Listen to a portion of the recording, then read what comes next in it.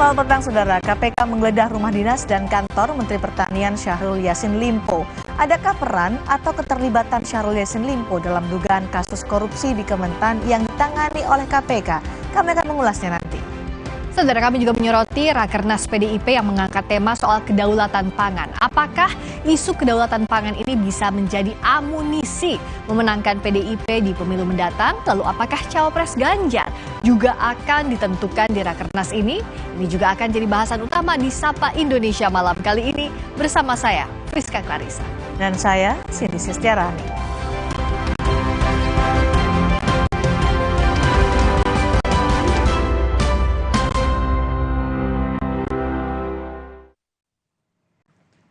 KPK menggeledah kantor kementerian dan rumah dinas Menteri Pertanian Syahrul Yassin Limpo terkait dugaan kasus korupsi. Namun KPK belum mengumumkan siapa tersangka dari kasus dugaan korupsi di Kementerian Pertanian itu. Kepala Bagian Pemberitaan KPK Ali Fikri menyatakan penggeledahan adalah bagian dari upaya mengumpulkan alat bukti terkait kasus dugaan korupsi di Kementerian Pertanian. KPK menyebut ada dugaan penyalahgunaan wewenang di kasus Kementan yang menguntungkan diri sendiri dan pihak lain atau memaksa seseorang memberikan sesuatu. Hingga kini KPK belum menentukan tersangka, termasuk status hukum Menteri Pertanian Syahrul Yassin Limpo.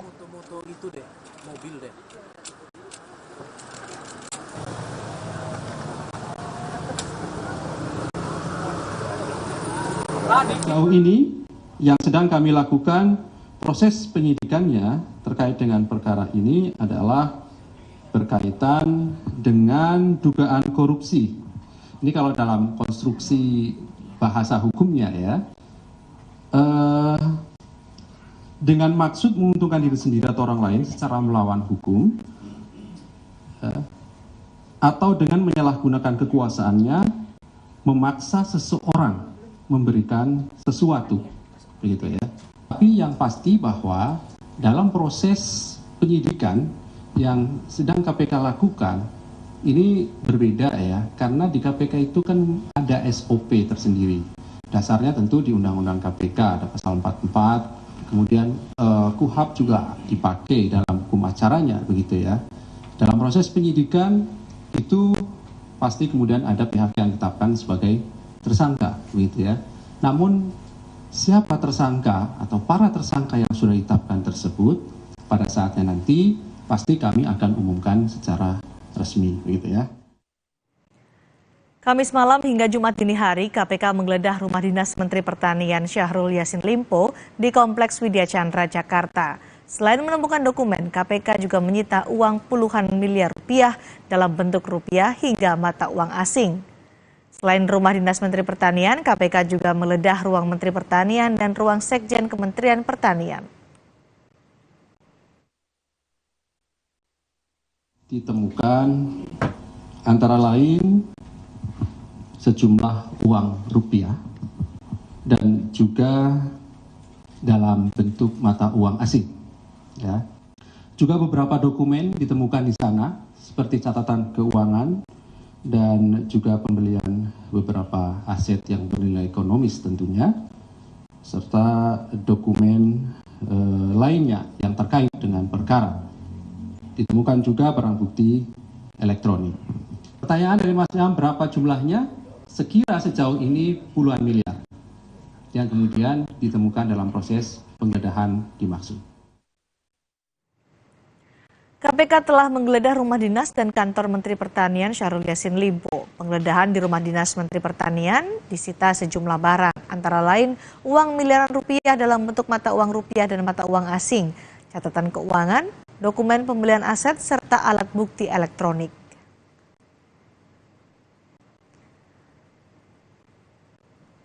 Kasus korupsi di Kementerian Pertanian ini KPK juga menggeledah kantor Mentan dan ruang Sekjen Kementerian Pertanian. Kami ingin menjelaskan begini saja, karena dalam proses penggeledahan tentu yang kemudian kami ambil dan kemudian kami analisis adalah yang berkaitan dengan perkara. Adapun tadi Mas Hedi bertanya apakah betul ada senpi, kami ingin menjelaskan bahwa kami sudah berkoordinasi dengan pihak kepolisian daerah DKI Jakarta, tentunya terkait temuan yang ada dalam proses penggeledahan dimaksud.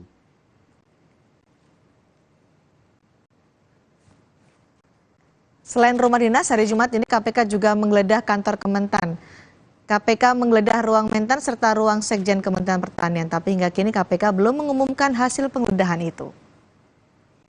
Dan kami akan ulas lebih dalam kasus korupsi yang diduga melibatkan Menteri Pertanian Syahrul Yassin Limpo bersama Direktur Eksekutif Visi Integritas Emerson Yunto. Selamat petang, Bung Eson. Selamat petang, Mbak. Hari ini KPK menggeledah rumah dinas dan juga kantor Menteri Pertanian, tapi KPK ini belum menetapkan tersangka meskipun sudah menyatakan kasus ini sudah naik penyidikan. Apakah ini hal yang biasa atau adakah hal yang perlu dicermati soal ini?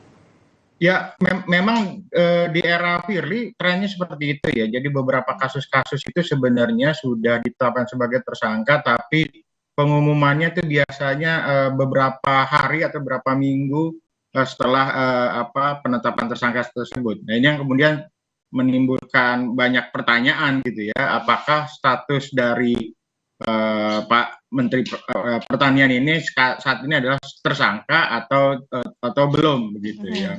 Nah, kalau kita diskusi dengan beberapa teman-teman KPK gitu, biasa kalau sudah masuk ke proses penyidikan, itu pastinya sudah ada nama tersangkanya. Tapi sudah ada penggeledahan, sudah dinyatakan kasus ini naik ke penyidikan. Menurut Anda apakah Mentan Syahrul Yassin Limpo pasti akan jadi tersangka nantinya? Kalau dilihat dari prosesnya sih kemungkinan besar itu sangat mungkin ya penetapan tersangka ini. Apalagi kalau melihat dari perjalanan kasus kan ini penyelidikan di Januari di 2023, kemudian perkembangan juga menarik, sempat juga rame di bulan Juli 2023 itu sudah masuk naik ke proses kepenyidikan. Nah, kemudian di September ini 2 atau 3 hari belakang ada gosip informasi bahwa sudah ditetapkan sebagai tersangka. Jadi beberapa kasus itu memang ada tren yang naik dulu penyidikan, itu kemudian baru diumumkan seperti itu. Anda mencermati juga dari era Ketua KPK Firly Bahuri ini biasanya langsung diumumkan tersangka sekaligus langsung ditahan gitu?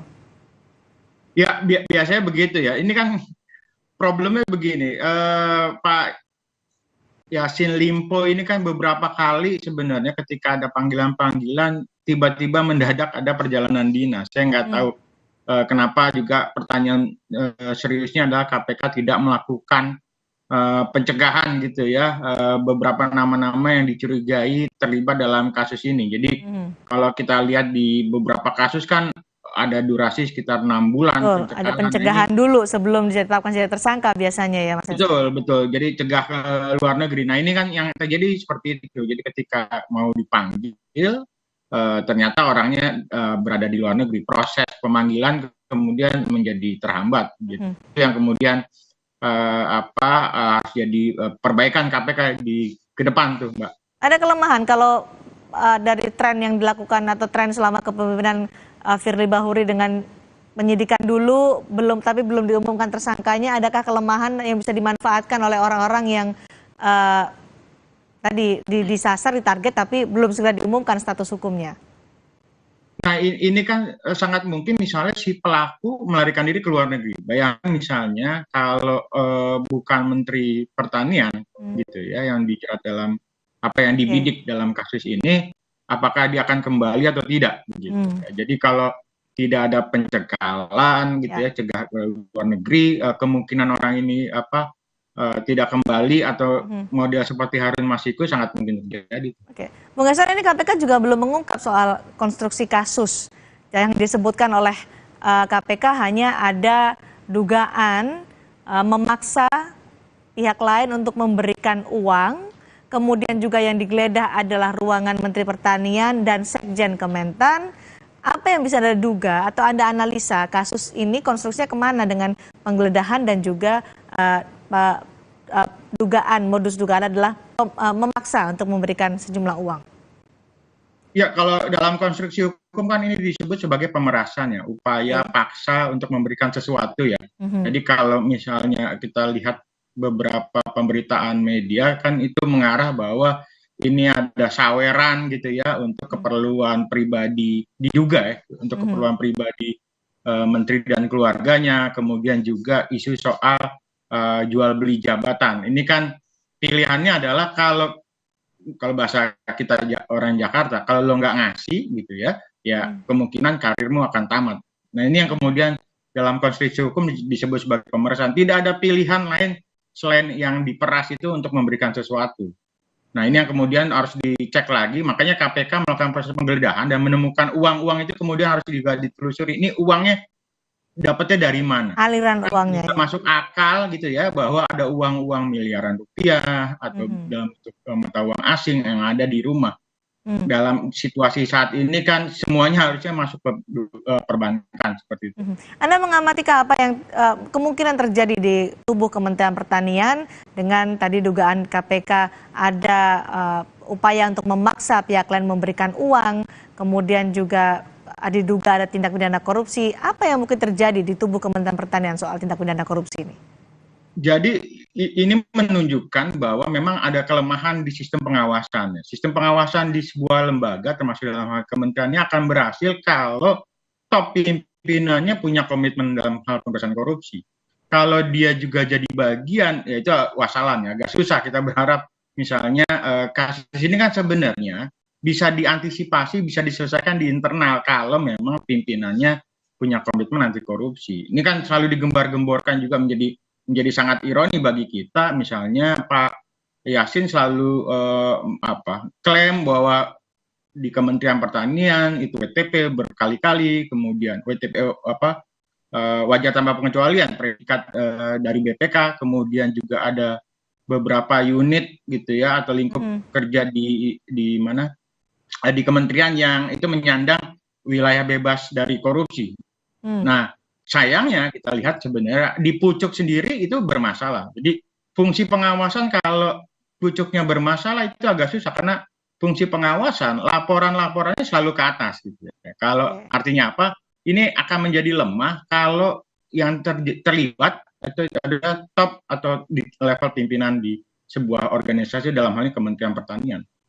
Jadi Anda juga menduga Menteri Pertanian juga terlibat dalam kasus ini ya?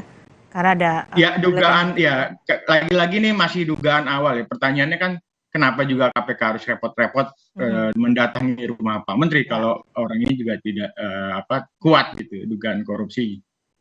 Tapi sekali lagi nih harus KPK segera ya mengumumkan apa kaitannya, apa keterlibatannya supaya tidak menjadi isu liar begitu Bung Eson. Betul, apalagi ini kan selalu dikaitkan dengan isu politik ya. Isu politik, ada poros, ada koalisi capres-cawapres. Tapi bagi kami sendiri menilai bahwa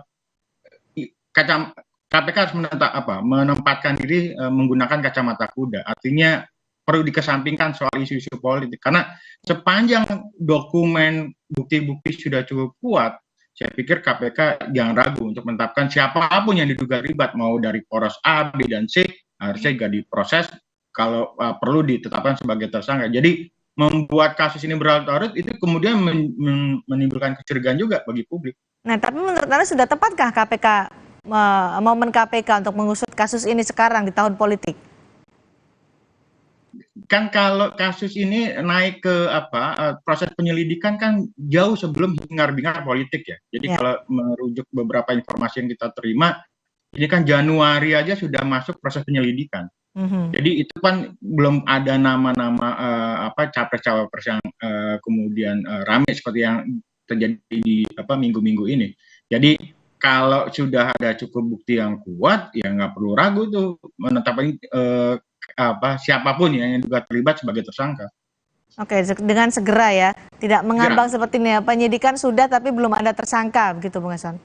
Ya, itu yang kemudian harusnya dikritik, diperbaiki oleh KPK di era Pak Firly ya. Jadi menunda-nunda penetapan tersangka ini justru itu bukan suatu citra yang positif bagi KPK. Jadi yang terjadi adalah mencurigai kemungkinan misalnya kong kali kong atau main mata. Padahal mungkin kerja-kerja teman-teman di penyidik atau penyelidik sebenarnya sudah on the track. Tapi keputusan yang lagi-lagi ada di pimpinan.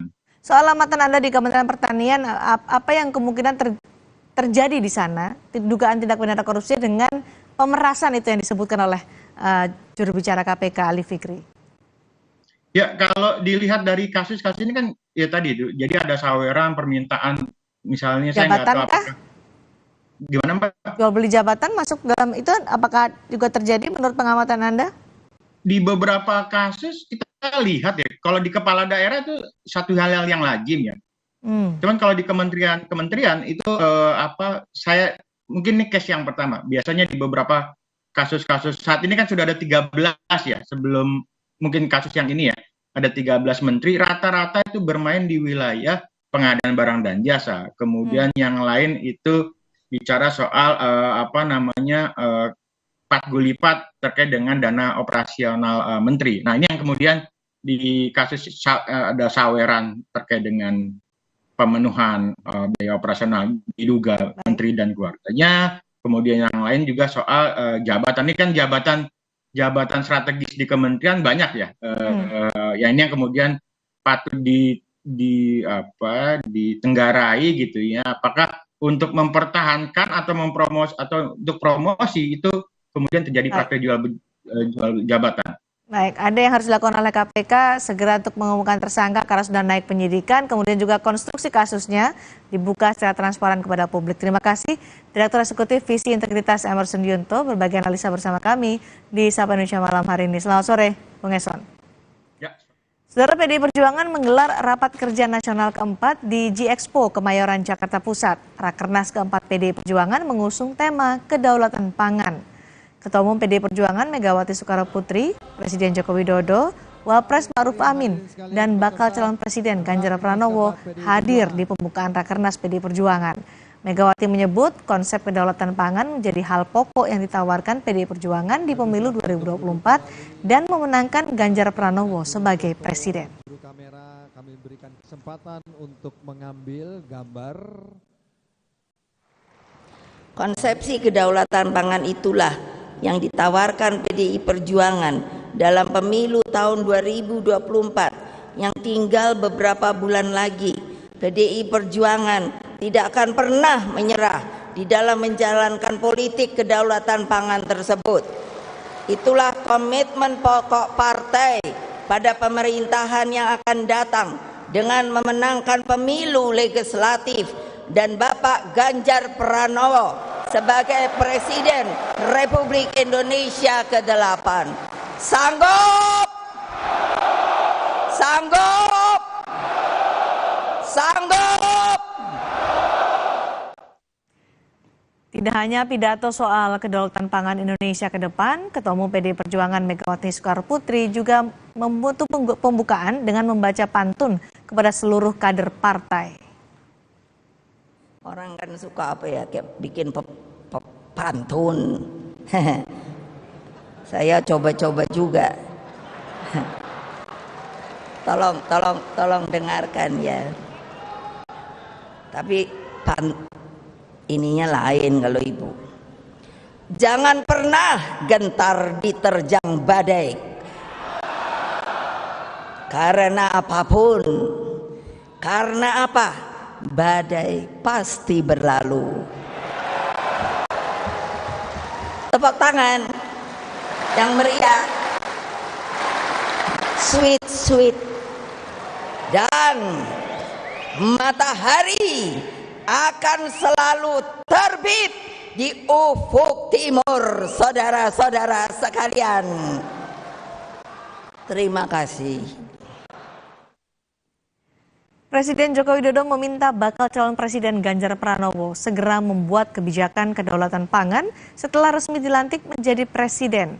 Jokowi menyebut perubahan iklim, kondisi politik dunia bisa menyebabkan terganggunya pasokan pangan dalam negeri. Jokowi setuju dengan pernyataan Ketua Umum PDI Perjuangan Megawati Soekarnoputri yang meminta Presiden terpilih harus memperjuangkan kedaulatan pangan. Untuk itu Jokowi meminta Ganjar Pranowo langsung membuat kebijakan kedaulatan pangan setelah dilantik jadi presiden. Nanti habis dilantik, besoknya langsung masuk ke kedaulatan pangan.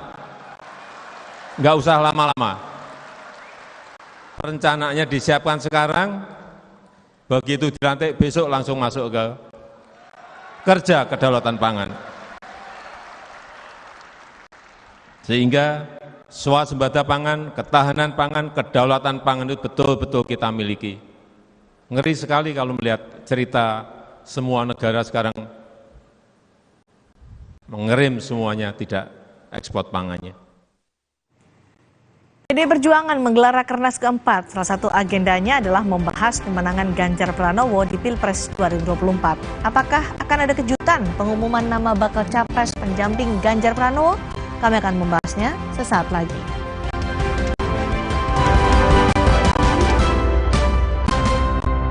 BTN Bisnis menawarkan solusi perbankan tanpa batas untuk pertumbuhan bisnismu kini dan nanti. BTN Bisnis, dukungan lengkap untuk bisnis tumbuh besar. Buka tabungan BTN Bisnis sekarang. Siapkan diri untuk pencapaian luar biasa dan lewati batasmu. Stargazer X, unleash the X in you. Wah, gerah, panas. Minum Adem Sari Sparkling, cepat ademkan panas. Adem Sari Sparkling, dengan es lebih enak. Adem Sari, vitamin C tinggi.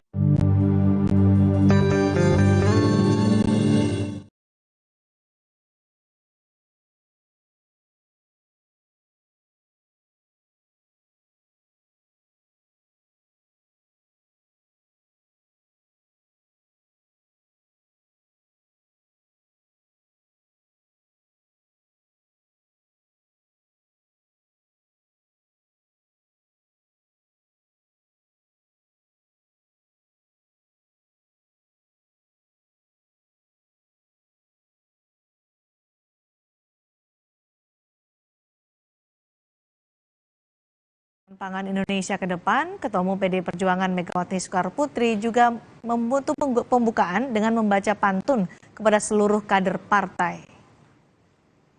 Orang kan suka apa ya, kayak bikin pantun. Saya coba-coba juga. Tolong dengarkan ya. Tapi ininya lain kalau ibu. Jangan pernah gentar diterjang badai, karena apapun, karena apa? Badai pasti berlalu. Tepuk tangan yang meriah, sweet sweet, dan matahari akan selalu terbit di ufuk timur, saudara-saudara sekalian. Terima kasih. Pangan Indonesia ke depan, Ketua Umum PDI Perjuangan Megawati Soekarnoputri juga membutuh pembukaan dengan membaca pantun kepada seluruh kader partai. Orang kan suka apa ya, kayak bikin pantun. Saya coba-coba juga. Tolong dengarkan ya. Tapi ininya lain kalau ibu. Jangan pernah gentar diterjang badai, karena apapun, karena apa? Badai pasti berlalu. Tepuk tangan yang meriah, sweet sweet, dan matahari akan selalu terbit di ufuk timur, saudara-saudara sekalian. Terima kasih. Pangan Indonesia ke depan, Ketua Umum PDI Perjuangan Megawati Soekarnoputri juga membutuh pembukaan dengan membaca pantun kepada seluruh kader partai.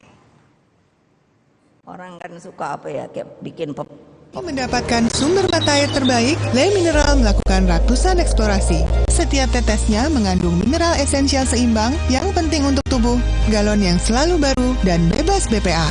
Inilah komitmen Le Mineral. Di tanganmu, botol plastik bekas bisa jadi baru lagi. Seperti tas, baju, hingga sepatu ini. Bersama Gerakan Ekonomi Sirkular Nasional Le Mineral, Mari mulai kebiasaan baru memilah sampah plastik dari rumah, menyalurkan lewat aplikasi, pemulung, ataupun bank sampah. Sampah plastikmu memberi nilai tambah untukmu dan juga untuk mereka. Dengan langkah sederhana, pisahkan sampah sesuai jenisnya, sampah organik, plastik termasuk PET, kertas, dan kaleng, lalu salurkan. Sampah plastik yang terpilah bisa didaur ulang. Mulai kebiasaan baru dan buat botol plastik bekasmu jadi baru lagi.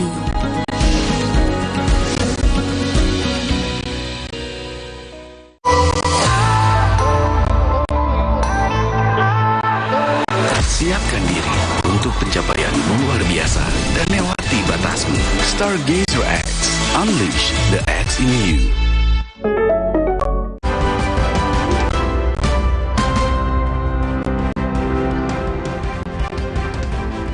Pemilu serentak 2024 tinggal 4,5 bulan lagi. Seluruh partai politik berupaya keras mendongkrak elektabilitas parpol dan baca pres yang diusungnya demi menjaring pemilih. Rakernas PDI Perjuangan hari ini juga untuk menyiapkan diri menghadapi pemilu mendatang. Bagaimana elektabilitas PDI Perjuangan dan baca presnya? Survei Litbang Kompas yang dibiayai Harian Kompas pada 27 Juli hingga 7 Agustus 2023 menunjukkan elektabilitas bakal capres dalam simulasi 3 nama baca pres.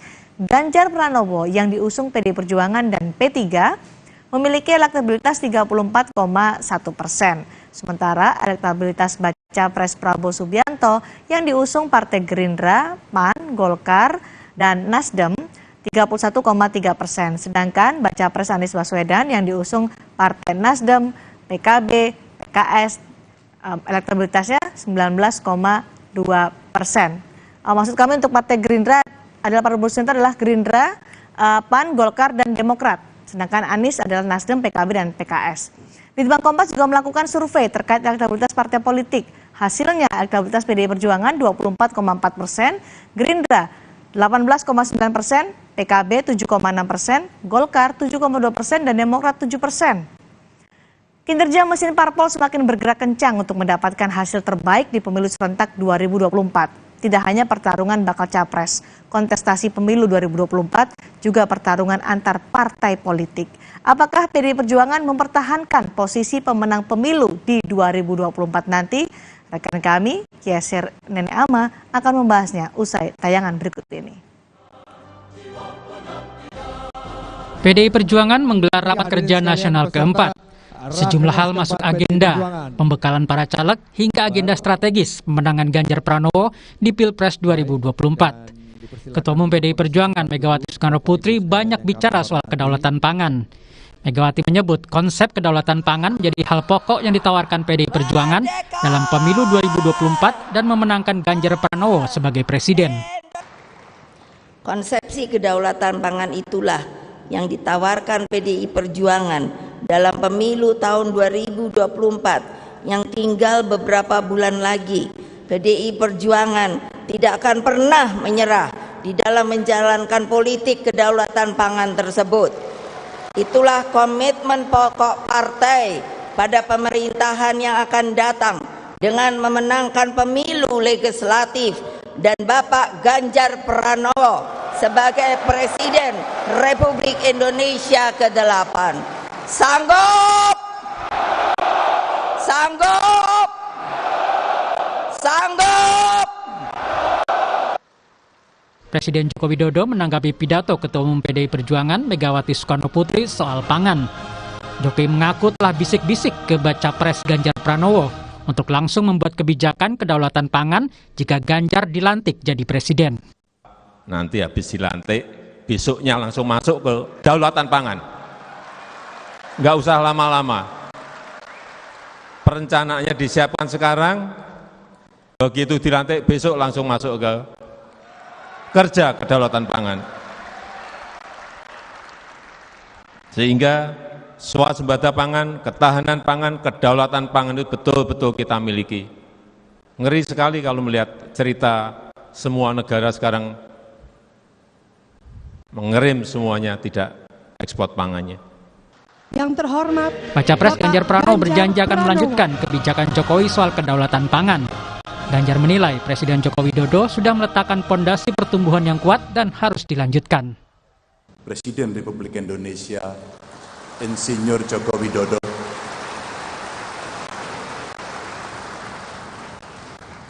buat saya pribadi beliau adalah mentor yang telah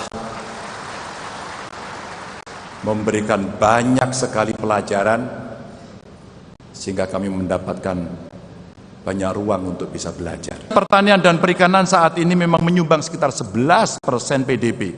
Kalau kita mau konsisten, maka PDB yang kita sumbang dari sektor ini bisa mencapai kurang lebih 3.000 triliun dengan peningkatan nilai tambah produk. Dan ini akan menjadi salah satu jalan Indonesia untuk keluar dari jebakan ekonomi pendapatan menengah. Dan kita harus hati-hati karena pertumbuhan ekonomi yang sudah dibangun pondasinya begitu kuat oleh Pak Jokowi, mesti kita teruskan, mesti kita jaga, mesti kita percepat, dan mesti kita dukung semuanya. Dipersilakan untuk Rakernas keempat PDI Perjuangan akan berlangsung hingga hari Minggu besok. Strategi pemenangan Ganjar Pranowo di Pilpres 2024 akan menjadi agenda di hari terakhir Rakernas PDIP. Apakah akan ada kejutan pengumuman bakal cawapres Ganjar Pranowo? Kita tunggu. Tim Liputan Kompas TV. Mudah-mudahan sukses dan menghasilkan keputusan-keputusan.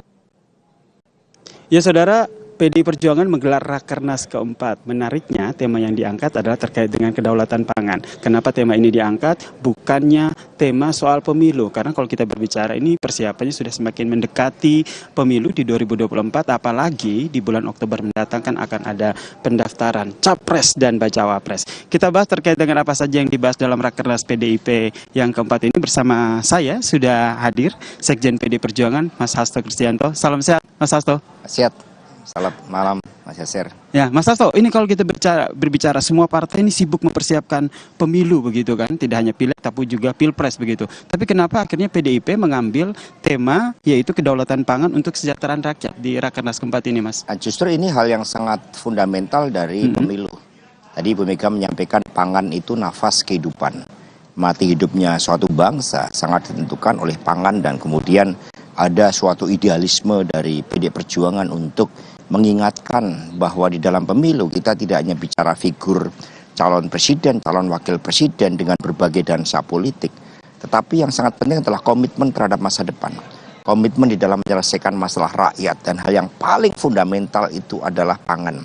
Maka dengan sentuhan teknologi, dengan pameran yang ditampilkan Pangan Plus, kita melihat bahwa kemampuan anak bangsa di dalam membangun supremasi Indonesia dengan menjadikan pangan sebagai lambang kepemimpinan bagi dunia itu suatu hal yang sangat menarik.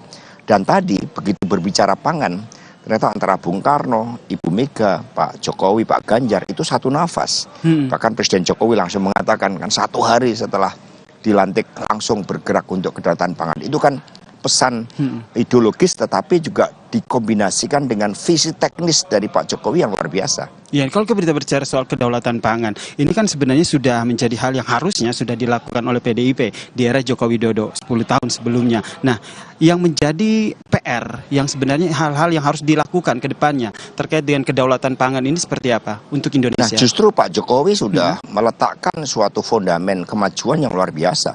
Tadi ditayangkan, disampaikan oleh Pak Ganjar betapa Presiden Jokowi membangun infrastruktur bendungan, damnya, kemudian saluran irigasi, kemudian mekanisasi di sektor pertanian, itu meletakkan kemajuan dan teknologinya melalui riset dan inovasi. Kita dipamerkan. Di situ ada misalnya benih-benih yang betul-betul khas Indonesia. Bahkan ada ayam petelur yang sebenarnya genetikanya itu original khas Indonesia. Import untuk pembenihan pangan saja untuk ayam itu mencapai 1,6 triliun. Kalau kita produksi sendiri itu bisa 800 miliar rupiah dan akan menciptakan lapangan pekerjaan yang luar biasa. Selama ini pangan dinilai hanya dari sisi sepertinya itu lumpur, sepertinya itu kemiskinan. Padahal orientasi seluruh kebijakan yang juga sudah diletakkan oleh Bung Karno, Ibu Mega, Pak Jokowi adalah bahwa falsafah Indonesia Merdeka itu dimulai dari petani. Betul. Ini yang kemudian kita angkat. Tetapi kita tidak hanya bicara tentang politik ideologinya, tetapi secara teknokratisnya Dan ini merangkai dengan kemajuan yang sudah disampaikan oleh Presiden Jokowi. Ya, dan tidak hanya terkait dengan kesiapan di tingkat nasional begitu, tapi ancaman global begitu kan. Kalau kita lihat juga ada beberapa negara yang tidak melakukan ekspor terkait dengan pangan. Nah, kedepannya ini akan ada susun ulang atau strategi sehingga benar-benar kedaulatan pangan di Indonesia ini bisa tercapai. Apa yang menjadi rekomendasi dari PDIP? Ibu Mega tadi menyampaikan ada 8 kebijakan pokok. Ini 8, kan semacam manifesto kedaulatan pangan yang nantinya akan kita bahas di dalam Rakernas, menjadi suatu rekomendasi, menjadi suatu platform yang merupakan kesinambungan dengan visi teknis yang sudah diletakkan secara luar biasa oleh Bapak Presiden Jokowi. Sehingga ini akan kami percepat gerakan berdaulat di bidang pangan. Dengan 8 kebijakan pokok secara komprehensif yang disampaikan oleh Ibu Mega, dan juga dengan infrastruktur yang sudah dibangun oleh Pak Jokowi, serta Pak Ganjar yang menempatkan pentingnya aspek-aspek teknologi, maka pangan plus itu plus teknologi, plus pemberdayaan petani, plus rasa percaya kepada kekuatan bangsa sendiri, para peneliti sendiri. Ini akan menjadi kekuatan yang dahsyat bagi kemajuan Indonesia kita. Oke, nah menarik apa yang disampaikan oleh Mas Hasto, pemberdayaan dari petani. Ini masih menjadi isu yang selalu diperbincangkan, kesejahteraan petani yang masih kurang begitu di Indonesia. Nah, langkah konkret apa sih sebenarnya yang harus dilakukan yang menjadi mungkin sebagai sebuah saran ataupun rencana dari PD Perjuangan sendiri sehingga kedepannya memang kesejahteraan petani ini menjadi salah satu hal yang utama untuk menciptakan kedaulatan pangan di Indonesia. Sebelumnya kan tarik-menarik kepentingan. Karena liberalisasi politik dan ekonomi setelah jatuhnya Pak Harto, itu kan kemudian rekomendasi IMF kita meliberalisasikan. Tidak adanya biaya masuk bagi impor-impor pangan, sehingga kita dibanjiri oleh produk pangan dari luar. Apa yang terjadi dengan pertarungan geopolitik Rusia-Ukraina, yang juga kemudian pangan menjadi senjata. Gandum menjadi senjata bagi kedua negara tersebut untuk menancapkan pengaruhnya bagi dunia. Lalu India juga dihadapkan pada krisis sehingga melarang ekspor pangan. Ada 9 negara yang sudah melarang ekspor pangan. Maka pangan merupakan hal yang begitu strategis. Ini semakin menyadarkan kita bahwa kita nggak bisa berbicara yang namanya membangun pangan kita tanpa melibatkan petani. Maka sentral kita adalah menjadikan petani sebagai orientasi kebijakan kita, mengorganisir mereka. Tadi Bu Mega mengatakan dengan sentuhan teknologi. Ternyata kita nggak pernah mengintegrasikan sebelumnya, misalnya tentang teknologi perakiraan cuaca terhadap masa tanam dengan petani, kemudian bagaimana kita melakukan politik tata ruang, bagaimana kita menanam berdasarkan memang peta dari tanah di setiap daerah di mana BRIN sudah punya datanya. Pendeknya, pangan merupakan hal yang sangat strategis, justru di tengah kontestasi partai ketika semuanya berbicara elektoral, PDI menawarkan gagasan. Dan gagasan itu menjadi salah satu upaya juga untuk menarik hati para rakyat? Itu sesuatu yang embedded, karena aspek ideologisnya ada, aspek historisnya ada, dan kemampuan teknokratisnya ada, serta kemampuan mengimplementasikannya. Karena kami punya struktur partai, kami punya kepala daerah terbanyak, 54%, kami punya anggota legislatif terbanyak, bahkan tadi, begitu kita berbicara pangan, semua menyatu. Antara Bu Mega, Pak Jokowi, Pak Ganjar. Kemudian saking semangatnya Pak Jokowi juga mengatakan, Pak Ganjar, ini harus cepat-cepat sehingga 1 hari setelah dilantik, komitmen kedaulatan pangan itu harus dilaksanakan dan kita bisa menjadi bangsa yang berdikari.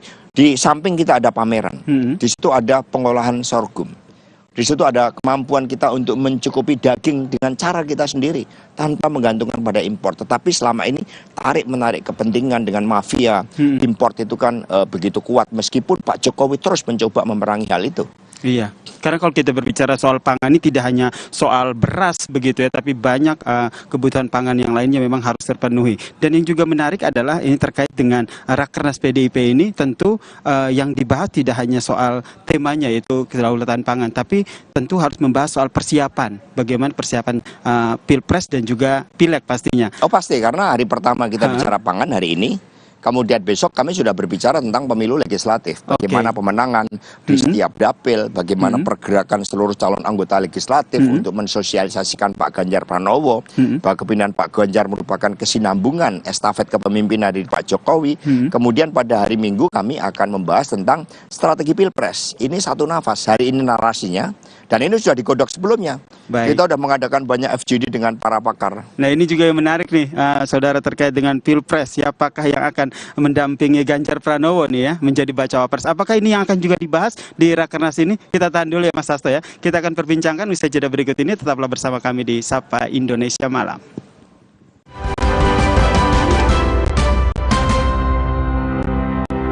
Tabungan BTN Bisnis menawarkan solusi perbankan tanpa batas. Memberi rasa aman dalam berbisnis, keleluasaan dalam bertransaksi, serta kemudahan dalam menjalankan kegiatan operasional untuk pertumbuhan bisnismu kini dan nanti. BTN Bisnis, dukungan lengkap untuk bisnis tumbuh besar. Untuk bisnis tanpa batas, buka tabungan BTN Bisnis sekarang. Demi mendapatkan sumber mata air terbaik, Le Mineral melakukan ratusan eksplorasi. Setiap tetesnya mengandung mineral esensial seimbang yang penting untuk tubuh, galon yang selalu baru, dan bebas BPA. Inilah komitmen Le Mineral.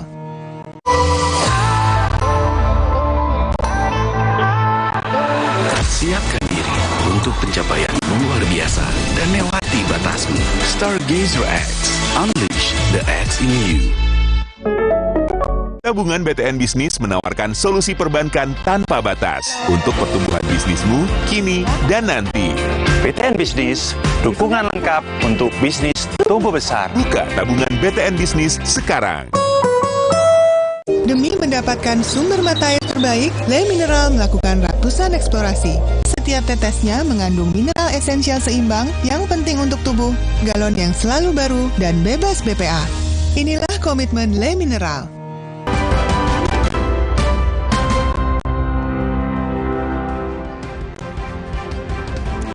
Masih dari arena Rakernas PDIP keempat yang mengangkat tema kedaulatan pangan untuk kesejahteraan rakyat. Dan masih bersama saya, Sekjen PDIP, Mas Hasto Kristianto. Mas, berbicara soal tema yang diangkat, apakah ini bisa dikatakan sebagai sebuah strategi begitu mengangkat tema kedaulatan pangan yang nantinya ke depannya akan dijadikan sebagai bahan dalam tanda kutip materi kampanye ke depan gitu? Ini adalah komitmen yang berangkat dari problematika rakyat, karena tadi Presiden Jokowi menyampaikan masalah harga beras yang naik, bagaimana pertarungan geopolitik menjadikan banyak negara yang kesulitan terkait dengan masalah pangan. Dan kemudian PDI Perjuangan menjawab dengan 8 kebijakan pokok kedaulatan pangan yang sentralnya adalah petani, nelayan, dan apa yang bisa kita lakukan sekiranya pendekatannya hulu hilir, kita bisa berdikari di bidang pangan. Dan ini menjadi lambang supremasi kita, kepemimpinan kita bagi dunia ke depan, karena kita negara yang begitu dikaruniai dengan diversifikasi pangan yang luar biasa, belum lautnya, dan itu sehat. Bayangkan sekarang konsumsi kita 96 kg beras per tahun, tingkat kecerdasan kita, IQ anak-anak kita relatif rendah dari negara lain. Ini kan ancaman bagi masa depan. Maka kami berbicara fundamental, ini bukan sekedar strategi, ini fondamen yang sangat penting bagi kemajuan Indonesia Raya. Dan nanti ini ditawarkan oleh PDI Perjuangan bersama Pak Ganjar Pranowo menjadi komitmen yang 1 hari setelah dilantik, tadi arahan Presiden Jokowi, harus sudah dijalankan. Nah ini nih menjadi sebuah komitmen dari baca pres Ganjar Pranowo. Berbicara soal baca presnya bagaimana nih Bang? Ya kan sudah dilakukan dialog yang cukup dalam. Bahkan sebelum diumumkan pada tanggal 21 April, Ibu Mega sudah berbicara, berdiskusi mendalam dengan Bapak Presiden Jokowi. Saya menjadi saksinya bersama dengan Mas Pramono Anung. Pada tanggal 21 April juga ada diskusi yang mendalam. Kemudian Ibu Mega juga menerima masukan-masukan dari para ketua umum. Jadi mula-mula nama yang muncul itu kan ada kan, mula-mula ada Pak Ridwan Kamil, ada Pak Sandiaga Uno, ada Pak Erick Thohir, kemudian Pak Andika Perkasa, ada Pak Mahfud MD, yang tadi ada Pak juga Basuki, ada Tuan Guru Bajang. Ini kan nama-nama yang muncul pada awalnya, yang kemudian dikerucutkan.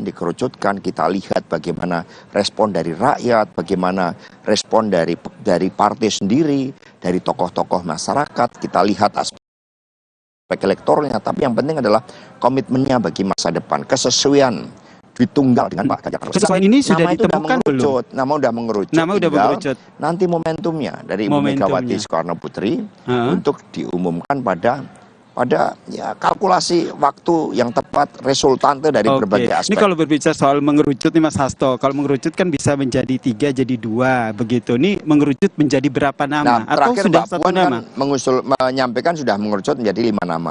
Ya dari 5 berarti udah jauh lebih kecil daripada 5 nama itu. 1 nama? Ya kita lihat pengumumannya nanti. Boleh disebutkan nggak 2 nama atau 1 nama Mas Hasto? Ya tadi kan ada ikut secara daring, ada juga yang hadir di sini. Ya dari nama-nama yang ikut secara daring dan yang hadir di sini itulah. Tapi ini kan kewenangan dari Ibu Megawati Soekarno Putri. Jadi beliau sampai saya melihat sendiri beberapa waktu yang lalu setiap malam melakukan zikir dan kemudian memohon petunjuk dari Tuhan Yang Maha Kuasa. Karena Ibu Mega menyampaikan kepada saya, Tok, apa yang kita lakukan untuk mengusung Pak Ganjar Pranowo dan nanti wakil presiden yang akan saya putuskan itu bukan semata-mata buat PD Perjuangan, bukan semata-mata buat saya. Ini adalah buat bangsa dan negara. Sehingga beliau melakukan suatu kontemplasi yang mendalam, melihat problematika dari rakyat Indonesia, carut-marut berbagai persoalan ini apa masalahnya, dan kemudian bagaimana itu dijawab oleh PD Perjuangan. Tentu saja dengan mendengarkan bagaimana kehendak rakyat itu. Dan mendengarkan aspirasi dari kader PDP yang hadir di Rakernas ini ya, karena hari ketiga pembicaranya soal Pilpres, apakah itu juga kalau menjadi itu salah tidak satu dibahas di sini? Oh, tidak dibahas. Itu kan Ibu Mega ini kan dengan hak prerogatif yang beliau terima dari Kongres, itu justru mengemban suatu tanggung jawab untuk mencari pasangan yang terbaik, pasangan yang betul-betul berdedikasi bagi Indonesia Raya. Karena Ibu Mega mengingatkan kepada saya, istana itu seringkali tidak hanya wajah terang, tetapi juga ada sisi-sisi gelap kekuasaan.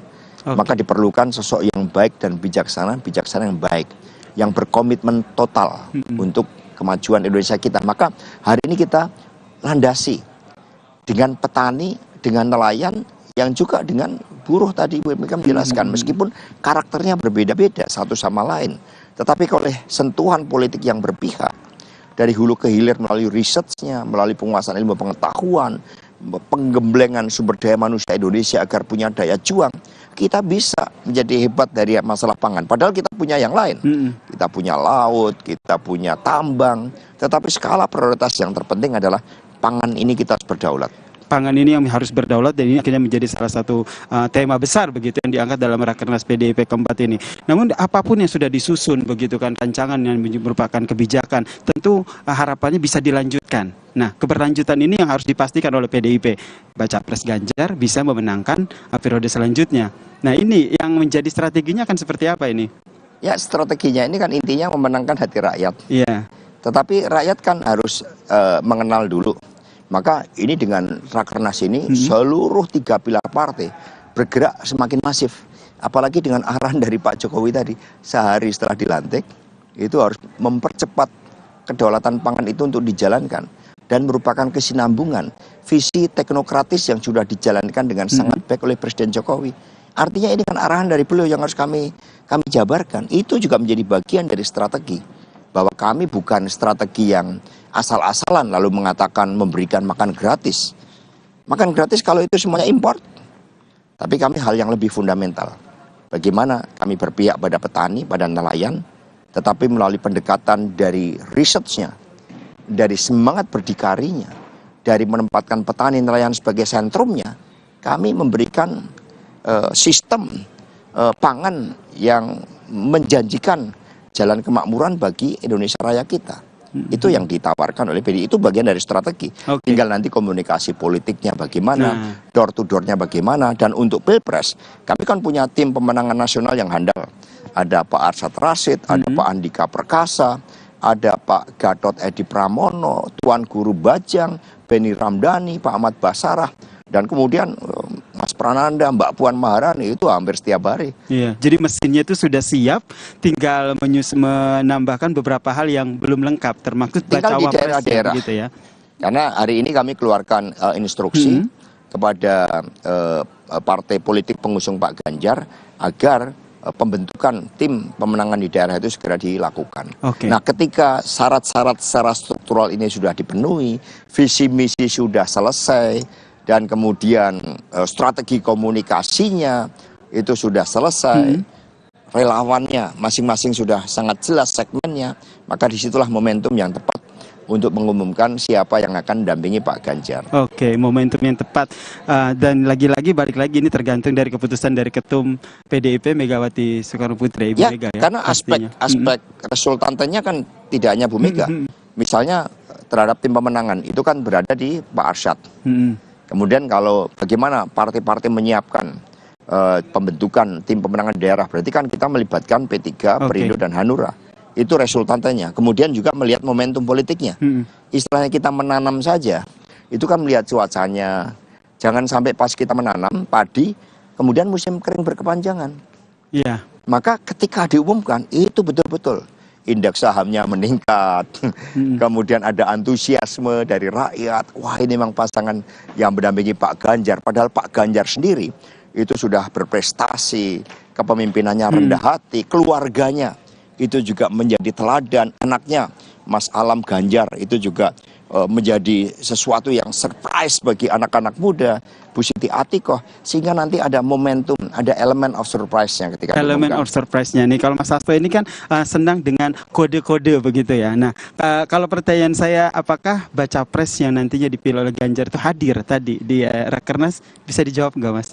Itu Bu Mega yang bisa jawab. Oke, terakhir nih Mas Hasto, terkait dengan perbincangan kita soal ini, meyakinkan masyarakat bahwa kedaulatan pangan itu bisa tercapai, tentu bukan hal yang mudah. Tapi setidaknya dari Rakernas PDIP keempat ini yang mengangkat soal kedaulatan pangan, apa yang ingin disampaikan kepada masyarakat sehingga ketika berbicara soal kedaulatan pangan, mereka punya harapan, walaupun sedikit ya, terkait dengan tercapainya kedaulatan pangan di Indonesia. Ya, karena selama ini cara pandang yang salah bahwa sektor pertanian itu sepertinya bersentuhan dengan kemiskinan, bersentuhan dengan lumpur, dengan matahari yang begitu terik. Padahal sektor pangan itu kehidupan. Bahkan Ibu Mega tadi mengatakan para peneliti yang bergerak di bidang pangan untuk on farm, off farm-nya, untuk pengolahan pangan, itu menjadi pahlawan masa depan. Tadi saya menemukan ada penelitian tentang alpukat misalnya. Itu bisa mengurangi ketergantungan pangan kita. Kemudian ada itik, kemudian ayam yang genetikanya itu berasal dari dalam negeri sendiri. Sehingga ini mampu mengurangi belanja yang menguras devisa kita keluar. Tapi selama ini sering kita kurang percaya diri. Padahal Pak Jokowi sudah berulang kali membangkitkan rasa percaya diri itu. Kalau Bung Karno meletakkan landasan falsafah pembebasan kemerdekaan Indonesia itu pada petani, pada nelayan, dan kemudian juga pada buruh kaum miskin. Kemudian Bu Mega menyelesaikan krisis, Pak Jokowi menyebarkan secara teknokratis. Pak Ganjar mempercepat dengan teknologi, dengan pertanian plus tadi. Baik. Hasto Kristianto, Sekjen PD Perjuangan. Terima kasih telah berbagi informasi terkait dengan jalannya Rakernas keempat PD Perjuangan yang mengangkat tema kedaulatan pangan untuk kesejahteraan rakyat. Dan usai jeda, program Sapi Indonesia Malam masih akan berlanjut dengan sejumlah informasi menarik lainnya bersama rekan Friska Clarissa. Di antaranya terkait dengan Istana Berbatik.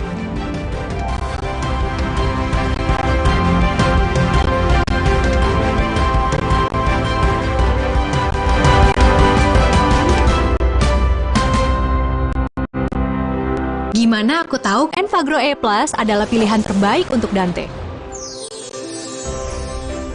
Dia menunjukkan tanda IQ tinggi, working memory yang kuat,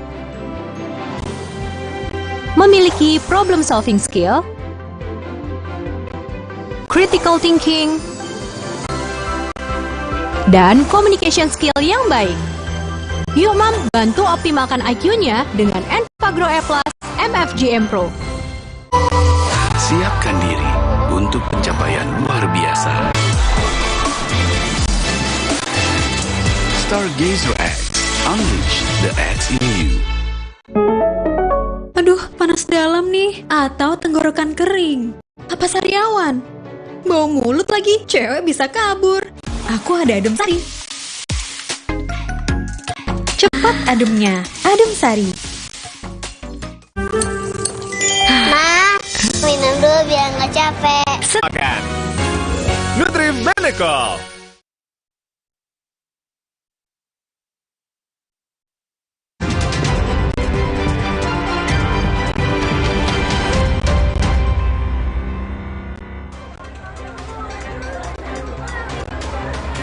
Kebakaran terjadi di permukiman padat penduduk di Jalan Anyar, Kecamatan Menteng, Jakarta Pusat, Jumat sore. Api dengan cepat membesar dan menyambar ke sejumlah rumah lain di sebelahnya. Warga berusaha memadamkan api dan dibantu tim damkar Jakarta Pusat. Belum diketahui penyebab kebakaran, namun warga menyebut dugaan sementara api berasal dari korsleting listrik dari salah satu rumah warga. Panel listrik di SMA Negeri 6 Keramat Pela, Kebayoran Baru, Jakarta Selatan terbakar. Meski api berhasil padam, kejadian ini membuat satu dari dua petugas keamanan sekolah yang berusaha memadamkan api meninggal dunia. Diduga korban terlalu banyak menghirup asap kebakaran. Truk tangki bermuatan semen curah terjun ke sungai sedalam 5 meter di Desa Baruga, Kecamatan Bantimurung, Kabupaten Maros, Sulawesi Selatan. Diduga kondisi setir tidak berfungsi dengan baik sehingga arah laju kendaraan tidak dapat dikontrol. Truk terjun ke sungai lalu terbalik menimpa kandang ayam milik warga dan instalasi PDAM. Akibat kecelakaan, sopir truk terluka di bagian kepala.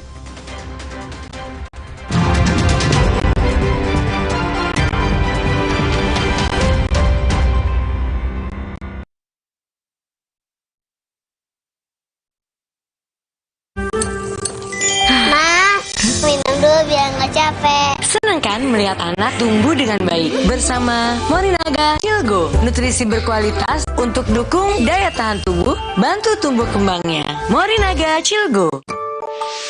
Wah, makan. Udah nggak takut kolesterol naik nih. Kan habis makan langsung Benecol. Lanstan esternya, hajar kolesterol dari makanan yang habis kita makan. Nutri Benecol. BTN Bisnis menawarkan solusi perbankan tanpa batas. Memberi rasa aman dalam berbisnis, keleluasaan dalam bertransaksi, serta kemudahan dalam menjalankan kegiatan operasional untuk pertumbuhan bisnismu kini dan nanti. BTN Bisnis, dukungan lengkap untuk bisnis tumbuh besar. Untuk bisnis tanpa batas, buka tabungan BTN Bisnis sekarang.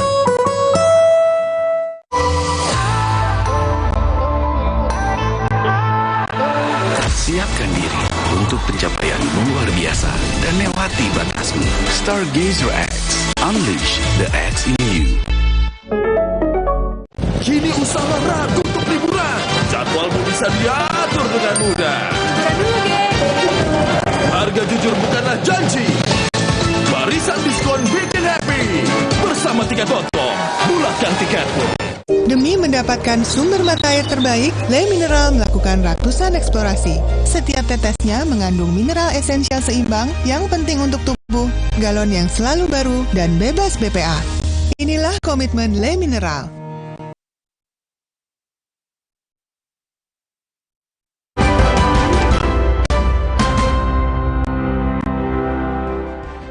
Masih di Sapa Indonesia Malam bersama saya, Friska Clarissa. Memperingati Hari Batik Nasional di Istana Merdeka, Jakarta 1 Oktober 2023 nanti akan digelar Istana Berbatik. Acara ini digelar untuk memperkenalkan batik sebagai warisan budaya Nusantara dan dunia.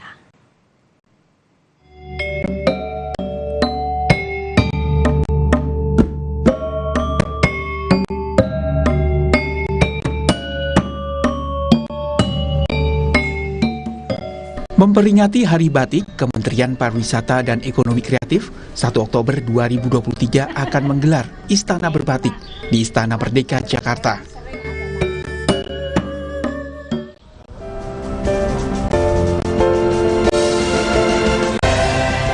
Istana Berbatik diisi berbagai kegiatan, di antaranya fashion show, pertunjukan musik dan tari, serta eksebisi batik. Kemenparekraf menjadikan Istana Berbatik sebagai momentum untuk mempromosikan batik di kancah internasional.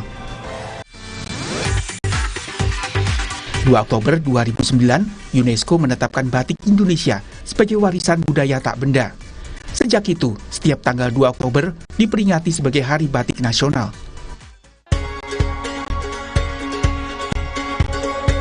2 Agustus 2023 lalu, saat membuka gelar Batik Nusantara, Presiden Joko Widodo menegaskan batik sangat istimewa. Tidak saja karena keindahannya, namun juga karena makna dan filosofi yang terkandung di dalam batik. Batik sangat istimewa, tidak saja karena keindahan, tetapi juga karena makna filosofinya. Batik adalah wajah kita, batik adalah kehormatan kita, dan melalui batik telah tercipta lapangan kerja yang sangat banyak. Jutaan orang bekerja di industri batik kita dan memberikan penghasilan serta kehidupan bagi jutaan rakyat kita yang bekerja di sektor ini.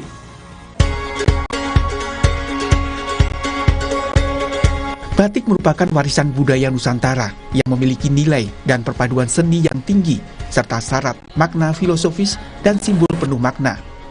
Batik dikenal sejak abad ke-17 dan awalnya merupakan tradisi keraton. Dari keraton, batik melebar keluar lingkungan keraton. Polanya pun berkembang, tidak hanya binatang dan tanaman, namun juga motif abstrak. Di era modern, kreativitas batik semakin berkembang dengan warna cerah serta desain yang lebih mengikuti perkembangan zaman. Batik kini telah menjadi pakaian nasional. Pemerintah pun terus mempromosikan batik hingga ke kancah internasional. Di konferensi tingkat tinggi KTT ke-43 ASEAN September lalu, para tamu pemimpin negara peserta mengenakan batik saat menghadiri gala dinner. Batik tidak hanya karya seni ataupun busana. Batik juga warisan budaya dan identitas bangsa yang harus terus dilestarikan agar tidak tergerus zaman. Tim Liputan, Kompas TV.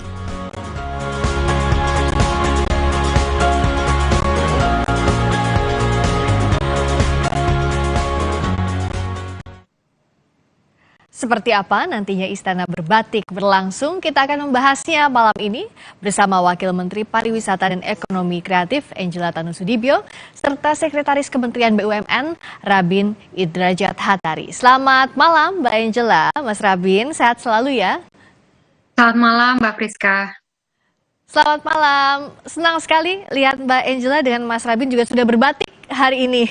Nah, bicara soal Istana Berbatik, nanti bertepatan dengan Hari Batik Nasional, Mbak Angela. Sebenarnya apa tujuan kegiatan Istana Berbatik yang akan berlangsung meriah nanti di Istana?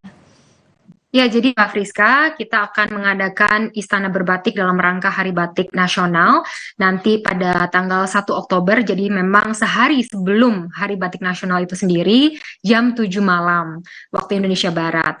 Nah, inti daripada acara Istana Berbatik itu adalah pagelaran fashion show batik, yang dimana akan melibatkan lebih dari 500 peraga. Nah, besar sekali ini yang akan mengikuti, dan ini dari berbagai kalangan. Nah, ada yang dari kerajaan, begitu ya, yang tentunya akan membawa batik dari koleksi kerajaan itu sendiri, jadi akan sangat spesial. Ada juga dari public figure, dari atlet, dari rekan-rekan pimpinan lembaga, kementerian, termasuk juga BUMN yang akan membawakan batik dengan lebih kekinian, dan juga ada dari dubes-dubes ya. Ini akan menarik sekali karena dengan ciri khas negaranya masing-masing, dan tentunya juga ada batik yang dimana didesain dari para desainer batik. Jadi ini adalah pelaku-pelaku ekonomi kreatif. Nah, kami tentunya merancang ini semua dengan pesan bahwa batik ini adalah warisan budaya Indonesia yang tidak terkekang oleh waktu, jadi terus relevan dari masa ke masa, dari generasi ke generasi, dan tentunya ini semua karena dukungan seluruh masyarakat Indonesia yang selalu mengenakan batik dan mempopulerkan batik itu sendiri. Seberapa optimistis kalau dari Kementerian Pariwisata, Mbak Angela, bahwa batik ini dengan Istana Berbatik akan lebih bergaung lagi sebagai warisan budaya tak benda milik Indonesia? Iya, tentunya itu betul sekali. Kita memang berharap dengan adanya Istana Berbatik ini, para pelaku UMKM tentunya ini kan terlibat ya, para pengrajin dengan 500 peraga dan ribuan, 3.000 lebih penonton yang langsung nonton di Istana Berbatik. Ini kan pasti memakai batik, jadi ada dampak ekonomi langsung kepada para pengrajin batik dan para desainer pembatik. Dan selain itu, karena dipromosikan juga di sini di Kompas TV, nanti ditayangkan juga di media online dan televisi nasional, kita harapkan ini menjadi media promosi yang sangat baik untuk batik secara nasional maupun internasional, karena ada keterlibatan dubes juga di sini yang akan membawa batik ini lebih naik kelas lagi di tingkat global. Selain tadi fashion show, apakah akan ada pameran batik juga dari UMKM di Istana Berbatik nanti, Mbak Angela? Iya, tentunya akan ada pameran. Nah, ini Pak Rabin mungkin lebih tahu karena dipersembahkan oleh BUMN di sini. Nah, pamerannya oleh Sarina. Monggo Pak Rabin mungkin ingin menjelaskan lebih lanjut. Nah, ini saya ke Mas Rabin, ke Pak Rabin. Jadi bentuk dukungan BUMN untuk kegiatan Istana Berbatik ini seperti apa? Jadi bentuknya, Mbak Friska, bentuknya dari dukungan kita adalah pertama, ya tadi diutarakan nama Bu Wamen ya, kita ngebantu untuk mempromosikan produk-produk UMKM terutama yang memproduksi batik, itu udah pertama ya. Jadi kan seperti tadi utarakan, banyak sekali industri-industri batik di Indonesia ini dan kita melihat ini salah satu dari cara Kementerian BUMN untuk mendukung industri batik kita. Jadi kan Kementerian BUMN ini mempunyai fungsinya juga untuk menjadi agen pembangunan dan kita mengetahui bahwa industri batik ini perlu dibantu ya oleh BUMN. Kedua, kita yang juga menguatkan citra dan reputasinya daripada Indonesia tersendiri. Karena kan memang batik itu kan beragam ya dari beberapa jenis batik dari daerah-daerah. Nah, ini kita juga ingin mempromosikan terutama ke negara-negara mancanegara. Tadi kan dari utarakan ada dubes-dubes yang juga nanti akan menjadi fashion peragam busana ya pas lagi saat acara ini. Dan kita juga akan juga menjadi salah satu juga peragam busana juga di sana. Jadi akan jadi jadi dari kami eselon 1 kami, lalu juga direksi BUMN kami dan juga menteri dan wamennya juga akan ikut memeragakan busana ini sebagai salah satu komitmen kami bahwa ingin menunjukkan ke dunia bahwa batik itu sekarang dimiliki oleh Indonesia. Betul, keren sekali dan ini yang harus terus diperkenalkan kepada dunia bahwa batik ini kekayaannya punya Indonesia. Kalau sejauh ini, Pak Rabin, apa saja peran BUMN? Tidak hanya di event ini, tapi mengangkat, melestarikan batik tentunya kan harus terus dilakukan secara continuity. Apa yang dilakukan? Yang kita lakukan sekarang adalah lewat BUMN kami, seperti lewat Injernih. Di bawah Injernih kan sekarang itu ada Sarinah.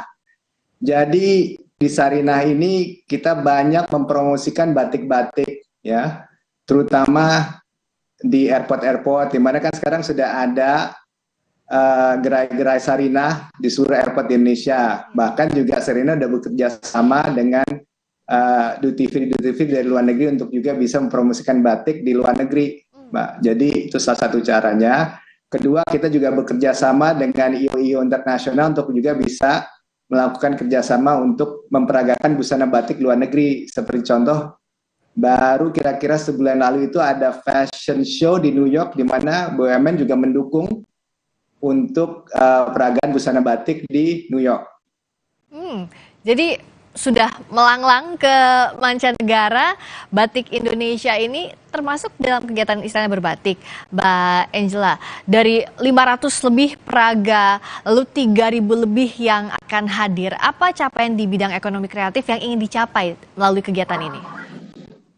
Ya, tentunya batik ini melalui para pelaku UMKM-nya, para desainernya, ini adalah bagian dari ekonomi kreatif ya. Dan kita melihat dengan adanya Istana Berbatik ini, kita berharap ada promosi yang besar dan keberpihakan terhadap para pelaku UMKM ekonomi kreatif yang bergerak di bidang batik ini. Nah, karena ini akan disiarkan kan secara nasional dan tentunya kita berharap bisa menggugah masyarakat untuk terus mengkonsumsi batik ya dan berkreasi lebih banyak lagi menggunakan batik ini, sehingga ini akan mendukung para pengrajin kita, mendukung para desainer kita, dan harapannya dengan program-program kita sinergi juga dengan BUMN ya, ini kan kita promosikan terus ke luar negeri dan BUMN bahkan membawa batik-batik ini untuk ke luar negeri, pameran di sana. Nah, tentunya ini bisa meningkatkan konsumsi juga batik di luar negeri. Bahkan ada beberapa data nih, Mbak Friska, ternyata batik kita diekspor itu pada tahun 2022 sudah mencapai 64,56 juta dolar. Nah, ini meningkat 30% dibandingkan tahun lalu 2021-nya, dan ada target tahun ini bisa mencapai 100 juta dolar. Semoga ini bisa tercapai tentunya dari program Istana Berbatik ini juga yang menjadi bagian dari promosi. Bagaimana mencapai target ini dan juga menyukseskan Istana Berbatik, kita akan bahas lebih lanjut di Sapa Indonesia Malam. Bu Wamen, juga Pak Rabin, kita akan kembali sesaat lagi. Tetap bersama kami.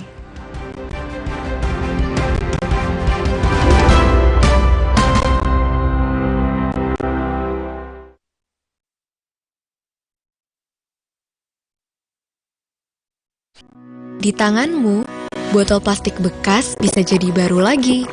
Seperti tas, baju, hingga sepatu ini. Bersama Gerakan Ekonomi Sirkular Nasional Le Mineral, mari mulai kebiasaan baru memilah sampah plastik dari rumah, menyalurkan lewat aplikasi, pemulung, ataupun bank sampah. Sampah plastikmu memberi nilai tambah untukmu dan juga untuk mereka. Dengan langkah sederhana, pisahkan sampah sesuai jenisnya, sampah organik, plastik termasuk PET, kertas, dan kaleng, lalu salurkan. Sampah plastik yang terpilah bisa didaur ulang. Mulai kebiasaan baru dan buat botol plastik bekasmu jadi baru lagi.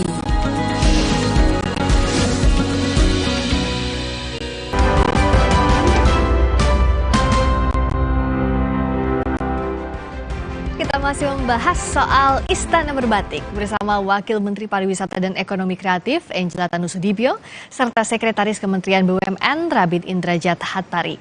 Saya ke Mbak Angela. Jadi kalau di Istana Berbatik nanti tentunya kan kalau bicara Sabang sampai Merauke ada banyak sekali motifnya, kekhasan batiknya. Untuk Istana Berbatik ada kurasi khusus kah? Ya, jadi di Istana Berbatik ini kita memang mengambil konsep batik Nusantara. Jadi yang ingin kita tonjolkan adalah batik ini keabadiannya dari masa ke masa, relevansinya dari generasi ke generasi. Nah, ini kita gambarkan dalam Istana Berbatik ini. Jadi memang dimulai nanti dengan batik-batik dari kerajaan-kerajaan, ya, dan ini tentunya ada nilai historisnya sendiri.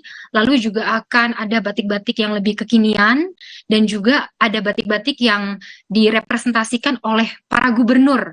Nah, ini mereka akan membawakan batik-batik dari daerahnya masing-masing. Nah, ini akan menunjukkan bagaimana kayanya batik kita dan bagaimana batiknya kita ini sebenarnya sudah menjadi saksi sejarah Indonesia, ya, kalau bisa saya bilang, karena banyak sekali motif-motif yang akhirnya lahir dari perpaduan budaya. Nah, ini kita sajikan semua dalam Istana Berbatik. Dan ini akan spesial sekaligus mengenalkan kalau misalnya kita tahu batik itu misalnya dari Solo saja atau dari Jawa Tengah saja, Jawa Barat saja, nanti di Istana Berbatik akan ketahuan ya Mbak Angela ya, ternyata begitu kaya batik Indonesia ya. Betul, semuanya ada batik. Jadi kita akan tampilkan di Istana Berbatik, jadi harus nonton Istana Berbatik. Iya, harus lihat tentunya Istana Berbatik 1 Oktober nanti. Kalau dari BUMN, Pak Rabin, apa yang menjadi pembeda kalau melihat perayaan Hari Batik Nasional tahun-tahun sebelumnya dengan tahun ini, apa yang menjadi spesial? Spesialnya mungkin ya sekarang ini peran BUMN tuh sangat tinggi ya, Mbak Eviska ya. Ya. Karena ini merupakan kolaborasi di antara lembaga pemerintah, itu mungkin yang pertama ya. Karena sekarang ini kita kerjasama dengan ARA, dengan Kemenparekraf ya. Ya. Jadi Kementerian BUMN ini kan sebenarnya kita kan kementerian korporasi ya, jadi kita selalu di hilirnya nih ya. Kita kan selalu menjaga bahwa selalu ada perwakilan negara dalam bisnis. Ya, betul. Dan tugas kami itu adalah juga membantu dan memberdayakan UMKM yang selalu ini, selama ini mereka itu ya pembantuannya itu selalu sangat marginal ya, dan ini selalu terus harus ditekan.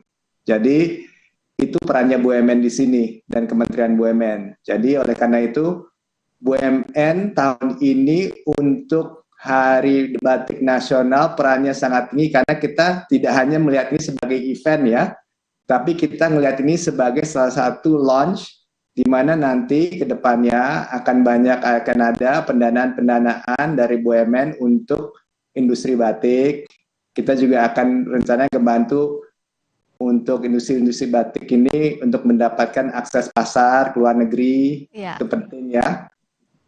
Lalu ada pendampingan dan konsultasi, itu kan kita banyak nih jaringannya, di BUMN kami pun juga banyak mereka mempunyai juga rumah-rumah UMKM yang membantu UMKM mereka, ya, dan membina UMKM mereka, dan juga kita juga bisa membantu UMKM ini untuk mengembangkan produknya mereka ke depannya seperti apa supaya juga fit dengan taste yang ada di luar negeri. Ya. Mbak. Betul. Ini Itu peran dari BUMN. Ya, dan perannya semakin besar dari tahun ke tahun. Kalau Mbak Angela lihat tadi yang juga disampaikan Pak Rabin bahwa ada semangat kolaborasi untuk mengenalkan batik. Batik ini sebagai wastra Nusantara, kain khas Nusantara. Bagaimana semangat kolaborasi ini bisa semakin meningkatkan ketahuannya masyarakat, keingintahuan dan juga keinginan masyarakat untuk mengenakan batik sebagai warisan budaya bangsa?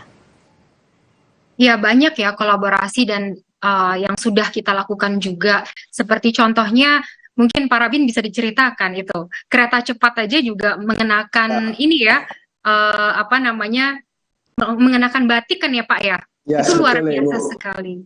Nah, jadi itu kan bagian dari pariwisata Indonesia juga, dan secara tidak sadar kita langsung melihat dalam keseharian kita tuh di sekeliling kita itu banyak yang mengenakan batik, ya, maupun dalam bekerja begitu ya, dan juga akhirnya anak-anak sekolah begitu, ini kan juga kolaborasi tentunya dengan Dikbud ya. Jadi kolaborasi seperti inilah yang akan meningkatkan industri batik bagi kami di Kemenparekraf begitu. Dan tentunya kalau kita bicara tingkat global tadi dengan program-program BUMN ini luar biasa sekali.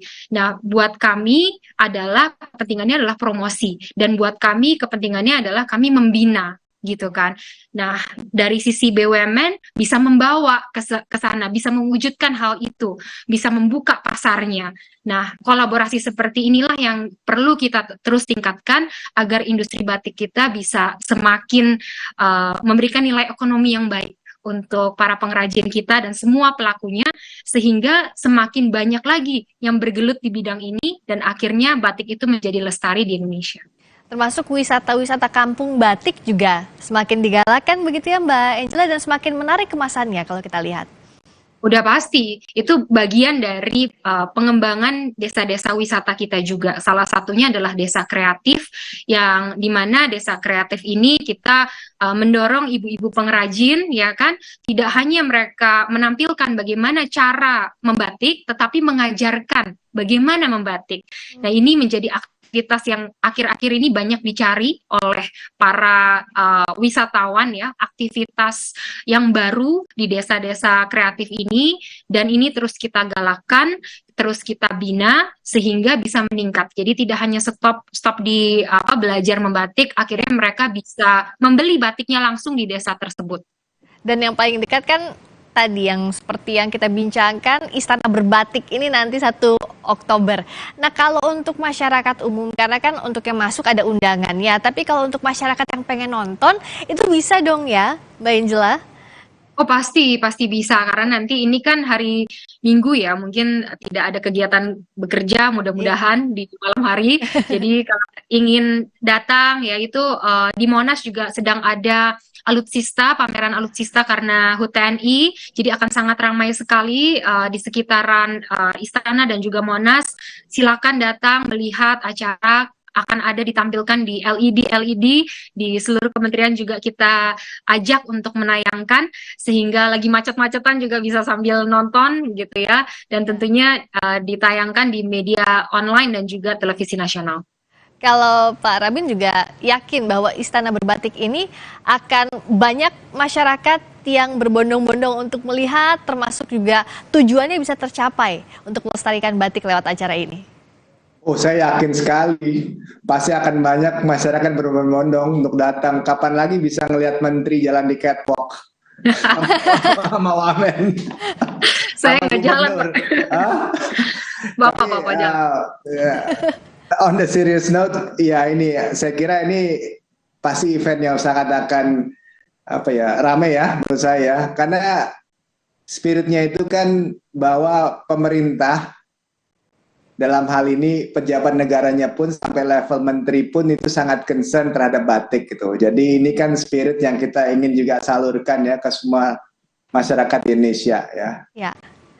At the end of the day itu yang kita inginkan, Mbak Friska. Ya, terakhir Mbak Angela, apa harapannya dengan Istana Berbatik ini dan bagaimana mengajak masyarakat Indonesia agar lebih cinta lagi terhadap wastra Nusantara batik? Ya, yang pastinya saya ini juga karena Istana Berbatik jadi mulai mendalami batik, walaupun mungkin tidak profesional Pak Rabin dan para pemerhati batik lainnya, tetapi saya melihat nilai-nilai batik ini luar biasa sekali. Batik sebagai warisan budaya Indonesia, setiap motifnya, setiap goresannya itu memiliki makna tersendiri. Ada doa-doa di situ, ada pengingat bagi kita yang memakainya. Dan bagaimana tadi saya juga sempat sampaikan, batik ini setiap motifnya ya ternyata adalah perpaduan budaya juga. Nah, ini kan menunjukkan bagaimana bangsa Indonesia ya sebagai bangsa ini kita sangat kreatif dan adaptif terhadap berbagai perubahan dan tantangan yang terjadi dalam setiap zamannya. Dan ini merupakan pengingat bagi kita bersama. Jadi saya harap dengan adanya Istana Berbatik ini kita bisa sama-sama mengingat kembali nilai luhur dari batik. Dan semoga di Istana Berbatik ini kita bisa berkomitmen bersama-sama seluruh masyarakat untuk kita melestarikan batik bersama dengan cara memakainya dan mengkreasikannya sehingga batik ini lebih relevan lagi bagi seluruh masyarakat Indonesia. Menjadi bangsa yang kreatif, adaptif, dan melestarikan budaya, salah satunya batik Nusantara lewat Istana Berbatik 1 Oktober nanti. Terima kasih atas waktunya Wakil Menteri Pariwisata dan Ekonomi Kreatif Angela Tanusudibyo dan Sekretaris Kementerian BUMN Rabin Indrajat Hatari. Mbak Angela, terima kasih. Pak Rabin, terima kasih. Selamat malam, sukses untuk acara Istana Berbatik nanti. Terima kasih, Mbak. Terima kasih. Terima kasih. Berikutnya saudara, kami kembali dengan sorotan lainnya. Peresmian kereta cepat Jakarta-Bandung atau kereta cepat Wush mundur menjadi 2 Oktober 2023. Mengapa jadwal peresmiannya berubah? Informasinya akan hadir sesaat lagi di Sapa Indonesia Malam.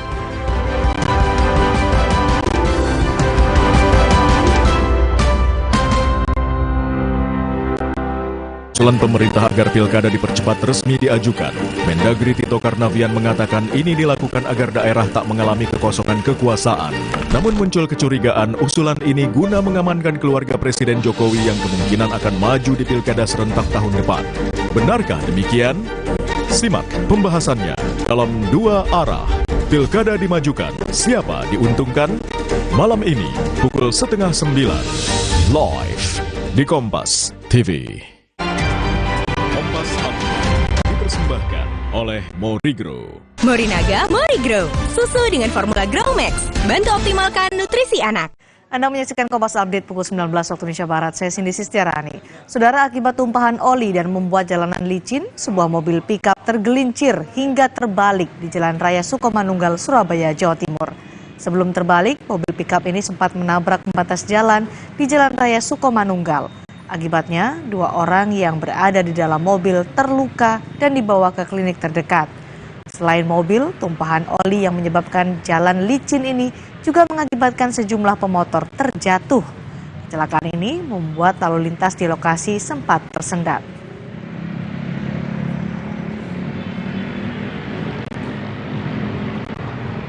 Kompas Update selanjutnya akan hadir 1 jam mendatang. Sampai jumpa. Kompas Update dipersembahkan oleh Entrasol, bantu jaga kesehatan otot, tulang, dan jantung. Entrasol baru Morinaga Morigro, kasih makan anak masih pakai drama. Beri dia Morinaga Morigro, susu dengan formula Growmax, bantu tingkatkan nafsu makan dan penuhi nutrisi untuk pertumbuhannya. Morinaga, Morigrow. Sekarang badan gampang pegal dan lelah. Itu bisa jadi masalah di otot, tulang, dan jantung. Minum Entrasol. Dengan ekstrak buah zaitun, bantu jaga kesehatan otot, tulang, dan jantung. Jadi bisa tetap aktif. Entrasol. Kan sumber mata air terbaik, Le Mineral melakukan ratusan eksplorasi. Setiap tetesnya mengandung mineral esensial seimbang yang penting untuk tubuh, galon yang selalu baru, dan bebas BPA. Inilah komitmen Le Mineral. Kini usaha ragu untuk liburan. Jadwalmu bisa diatur dengan mudah. Harga jujur bukanlah janji. Barisan diskon bikin happy. Bersama Tiket.com, murahkan tiketmu.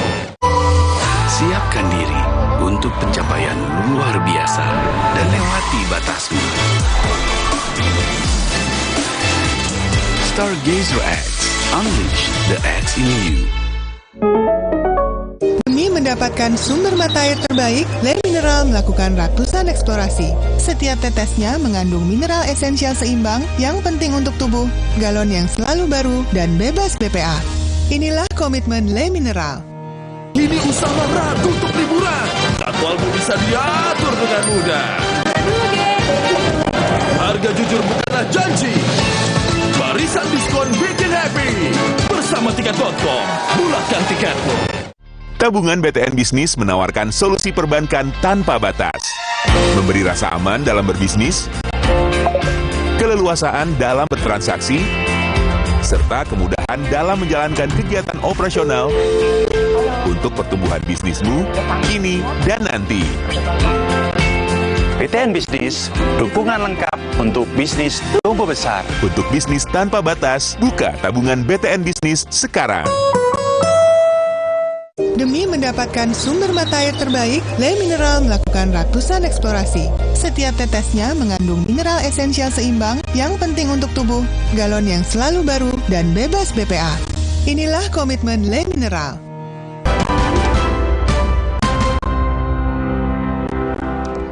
Masih di Sapa Indonesia Malam, polisi melakukan pemeriksaan kejiwaan tersangka pembunuhan karyawati di Tanjung Duren, Jakarta Barat. Pemeriksaan dilakukan karena perilaku tersangka janggal dan kerap mengubah keterangan.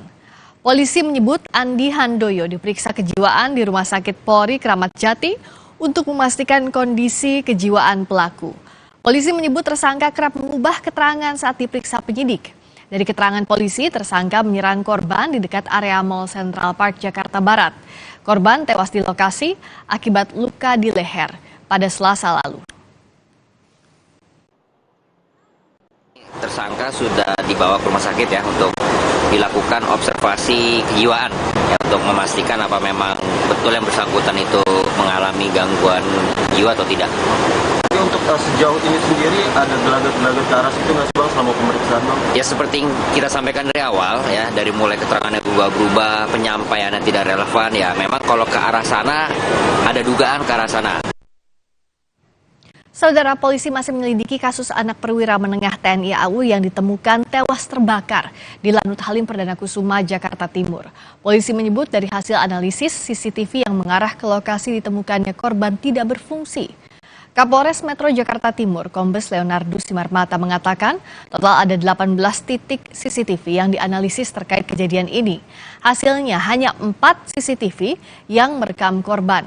Semua CCTV yang diperiksa berada di area objek vital TNI AU, sedangkan CCTV yang mati tersebut, kata Leonardus, memang sudah tidak berfungsi.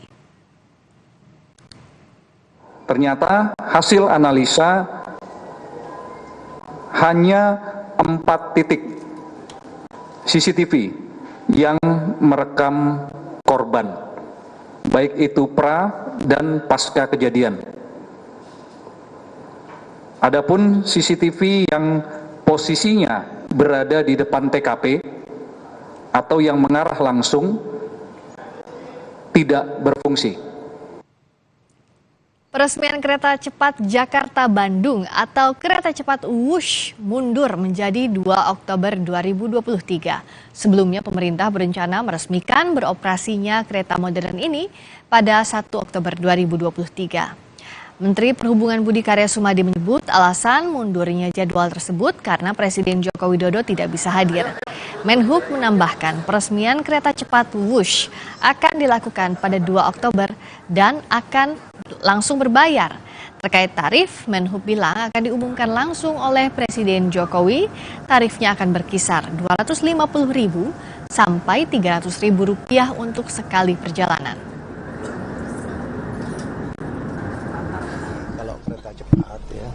Kita akan lakukan launching itu tanggal 2 Oktober. Karena tanggal 1 Pak Presiden sebut, tanggal 2 Oktober. Nah ini sama seperti LRT. Kita lakukannya bertahap, hati-hati, agar semua itu berjalan dengan baik. Jadi nanti datanglah tanggal 2 Oktober, ada beberapa keputusan yang penting di situ, terutama logo akan diumumkan oleh Pak Presiden. Kita udah tahu host, wush, ya, tetapi nanti Pak Presiden pilih yang mana. Mengenai tarif, saya sampaikan tadi 250.000 sampai 300. Nanti kalau mau didiskon ya mereka yang harus menentukan, karena ini kan swasta, jadi mereka yang melakukan itu. Sementara Menko Kemaritiman dan Investasi Luhut Binsar Panjaitan mengatakan Presiden Joko Widodo memerintahkan para menteri terkait untuk melanjutkan pembangunan kereta cepat Jakarta-Bandung hingga ke Surabaya.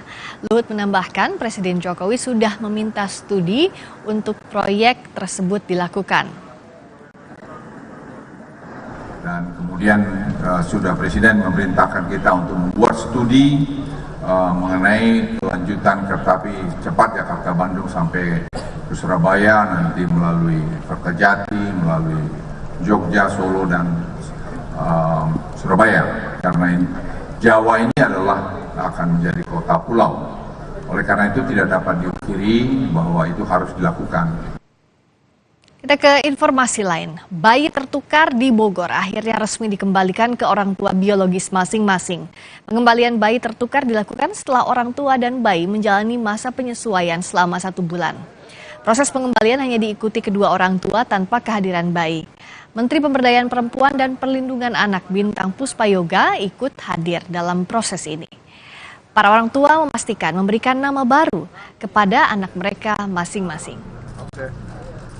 Tos. Cheers. Bu Siti, nama anaknya akan diganti atau tidak? Termasuk dia, bagaimana anaknya, apakah mau menggunakan yang lama atau mau membuat nama yang baru? Untuk sementara ini masih pakai yang lama, tapi insya Allah saya akan mengganti nama anak saya. Bu Tian sudah ganti ya? Iya, kalau saya sendiri sudah diganti. Nanti akan difasilitasi ya sama Pak Bupati, pemerintah daerah untuk akte kelahiran dari 2 anak ini. Informasi dari dunia politik, PDI Perjuangan menggelar rapat kerja nasional keempat di G-Expo Kemayoran, Jakarta Pusat. Rakernas keempat PDI Perjuangan mengusung tema kedaulatan pangan.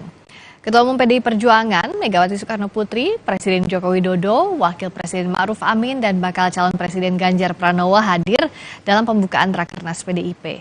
Megawati menyebut konsep kedaulatan pangan menjadi hal pokok yang ditawarkan PDI Perjuangan dalam pemilu 2024 dan memenangkan Ganjar Pranowo sebagai presiden. Konsepsi kedaulatan pangan itulah yang ditawarkan PDI Perjuangan dalam pemilu tahun 2024 yang tinggal beberapa bulan lagi. PDI Perjuangan tidak akan pernah menyerah di dalam menjalankan politik kedaulatan pangan tersebut. Itulah komitmen pokok partai pada pemerintahan yang akan datang dengan memenangkan pemilu legislatif dan Bapak Ganjar Pranowo sebagai Presiden Republik Indonesia ke-8. Sanggup! Sanggup! Sanggup!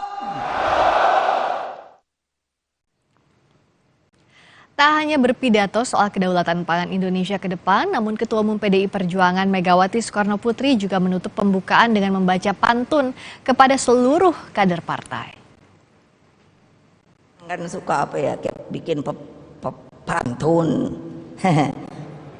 Saya coba-coba juga. Tolong dengarkan ya. Tapi ininya lain kalau ibu. Jangan pernah gentar diterjang badai, karena apapun, karena apa? Badai pasti berlalu. Tepuk tangan yang meriah, sweet, dan matahari akan selalu terbit di ufuk timur, saudara-saudara sekalian. Terima kasih. Presiden Joko Widodo meminta bakal calon Presiden Ganjar Pranowo untuk segera membuat kebijakan kedaulatan pangan setelah resmi dilantik menjadi presiden. Jokowi menyebut perubahan iklim kondisi politik dunia bisa menyebabkan terganggunya pasokan pangan dalam negeri. Jokowi setuju dengan pernyataan Ketua Umum PDI Perjuangan Megawati Soekarno Putri yang meminta presiden terpilih harus memperjuangkan kedaulatan pangan. Untuk itu, Jokowi meminta Ganjar langsung membuat kebijakan kedaulatan pangan setelah dilantik jadi presiden. Nanti habis dilantik, besoknya langsung masuk ke kedaulatan pangan. Nggak usah lama-lama. Perencanaannya disiapkan sekarang, begitu dilantik besok langsung masuk ke kerja kedaulatan pangan. Sehingga swasembada pangan, ketahanan pangan, kedaulatan pangan itu betul-betul kita miliki. Ngeri sekali kalau melihat cerita semua negara sekarang mengerim semuanya, tidak ekspor pangannya. Bakal calon Presiden Ganjar Pranowo dalam Rakernas keempat PDIP berbicara soal pentingnya meningkatkan potensi ekonomi Indonesia di sektor pangan. Ganjar menilai Presiden Joko Widodo sudah meletakkan fondasi pertumbuhan yang kuat dan harus dilanjutkan. Dalam Rakernas 4 PDIP, Ganjar menyebut pertanian dan perikanan saat ini menyumbang 11% dari PDB Indonesia. Namun angka ini bisa terus ditingkatkan sehingga membawa Indonesia keluar dari jebakan negara berpendapatan menengah. Ganjar menegaskan pentingnya melanjutkan fondasi ekonomi yang telah diletakkan Presiden Joko Widodo. Ia pun menyebut Jokowi sebagai mentornya. Presiden Republik Indonesia Insinyur Joko Widodo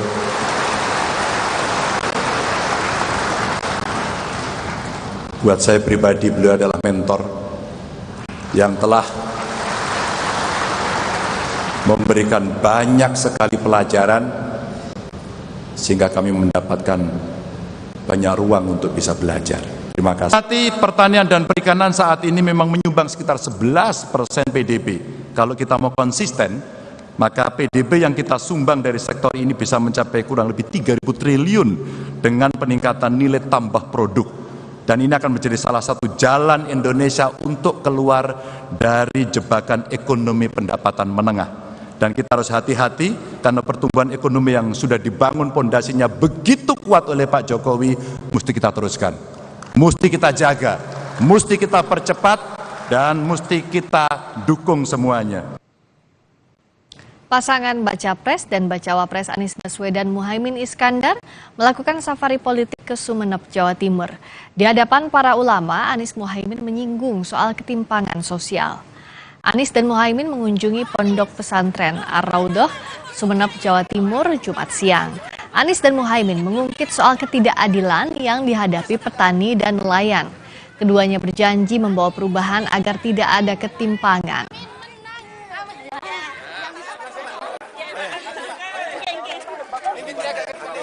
Semua ditopang dengan rasa keadilan. Nah, ini yang ingin kita perjuangkan sama-sama.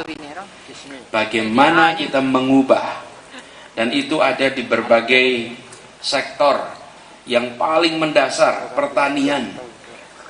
Pertanian kita bagaimana selama 78 tahun kita merdeka dan petani-petani kita sampai sekarang terus menjadi yang terkalahkan, tersingkirkan, terpinggirkan. Kebakaran terjadi di aula pernikahan Irak Utara yang mengakibatkan 100 orang tewas. Informasinya usai jeda di Sapa Indonesia Malam.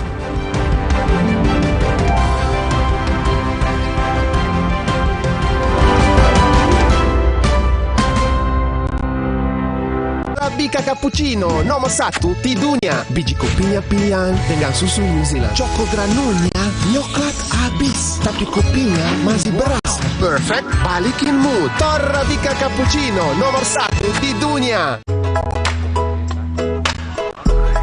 Ini Minggu ya. Stop dulu kerjanya. Hai ayah semua yuk seru-seruan. Wo oh oh oh Oreo. Wo oh oh oh Oreo. Arabica cappuccino nomor 1 di dunia. Biji kopinya pilihan dengan susu New Zealand. Choco granulnya coklat habis, tapi kopinya masih beras. Perfect, balikin mood. Arabica cappuccino nomor 1 di dunia.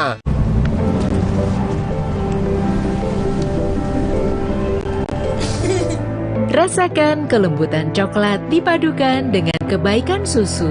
Cadbury Dairy Milk. Rasakan lembutnya kebaikan. Alah, lapar sih. Aha, Roma Makis Abon aja.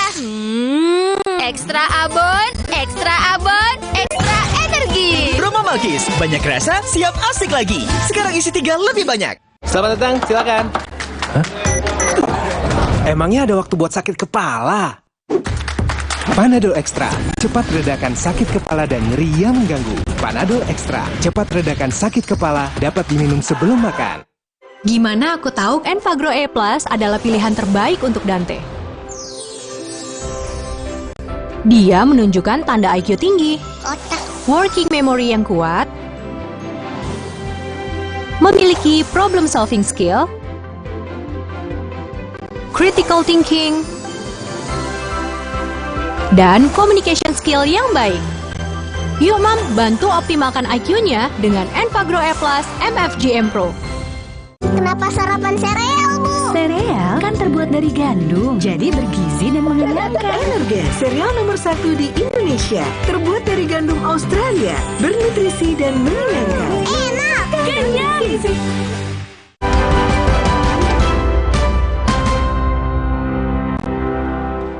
Saudara, kebakaran terjadi di aula pernikahan Irak Utara yang mengakibatkan 100 orang tewas.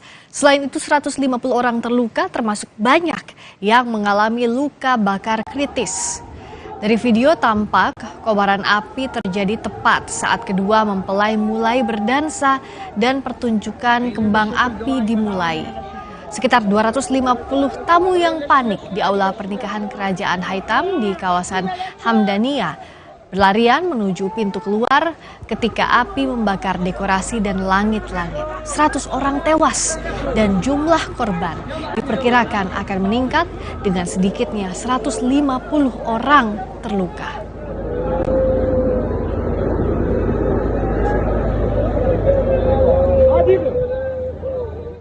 Istana Kekaisaran Romawi yang terletak di atas Bukit Palatine, Roma, Italia kembali dibuka untuk umum. Informasinya usai jeda.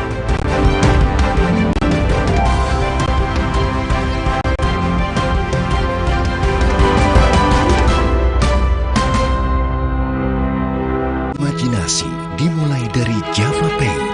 Terbukti untuk gedung tinggi, resort, dan rumah Anda. Java Pay, primer, cat eksterior, dan super interior. Kini dengan mesin tinting dan teknologi insulated emulsion, 2 derajat lebih sejuk. Java Pay melindungi semua yang Anda cintai. Dari Atlantic Ocean Pay, Colors of the World brought home. Arabica cappuccino nomor 1 di dunia. Biji kopinya pilihan dengan susu New Zealand. Choco granulnya coklat habis, tapi kopinya masih beras. Perfect, balikin mood. Arabica cappuccino nomor 1 di dunia.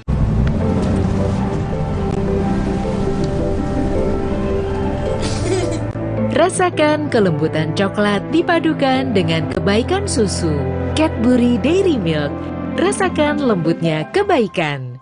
Gimana aku tahu Enfagrow E+ adalah pilihan terbaik untuk Dante? Dia menunjukkan tanda IQ tinggi, working memory yang kuat, memiliki problem solving skill, critical thinking, dan communication skill yang baik. Yuk Mam, bantu optimalkan IQ-nya dengan Enfagrow E+ MFGM Pro. Sedia payung sebelum hujan. Sedia Altex waterproofer sebelum rembes. Anti rembes. Kan Altex waterproofer, anti rembes paling the best. Warnanya? Banyak amat. Altex Cat Protector dengan 7 warna natural. Tahan cuaca, anti lumut, anti rembes. Cat Altex waterproofer anti rembes paling the best.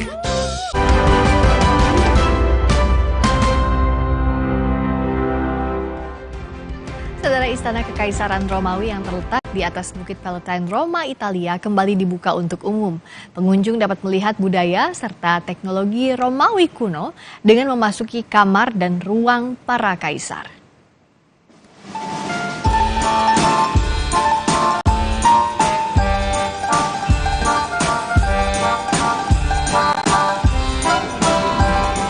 Setelah hampir 50 tahun ditutup, Istana Kekaisaran Romawi yang terletak di atas Bukit Palatine, Roma, Italia, kembali dibuka untuk umum. Domus Tiberian yang dibangun di awal Masehi merupakan rumah bagi para kekaisaran Romawi. Pengunjung dapat melihat budaya serta teknologi Romawi kuno dengan memasuki kamar dan ruangan para kaisar. Dengan dibukanya kembali istana ini, generasi muda bisa melihat dan mengapresiasi sejarah kekaisaran Romawi kuno. Cioè, io spero che adesso le persone si emozionino entrando là dentro e sentendosi che stanno calpestando i luoghi che calpestavano i Romani tanto tempo prima di loro. Selain bangunan, pengunjung juga bisa melihat pameran artefak seperti benda-benda yang terbuat dari logam dan kaca. Seorang seniman membuat boneka berbentuk manusia purba berdasarkan dengan temuan arkeologi. Hasil karyanya telah dipamerkan di museum di seluruh dunia. Gursh, seniman asal New York, Amerika Serikat, mempelajari fosil-fosil dari seluruh dunia untuk menghasilkan. These were complex beings. These weren't, again, the brutish cavemen of popular mythology. And so I wanted to convey an individual, a sort of a wistful expression. Informasi tadi menjadi akhir Sapa Indonesia malam kali ini. Ikuti terus informasi seputar pemilu 2024 di Kompas TV, independen, terpercaya. Saya Friska Clarissa. Dan saya Cindy Sistiarani. Terima kasih, sampai jumpa.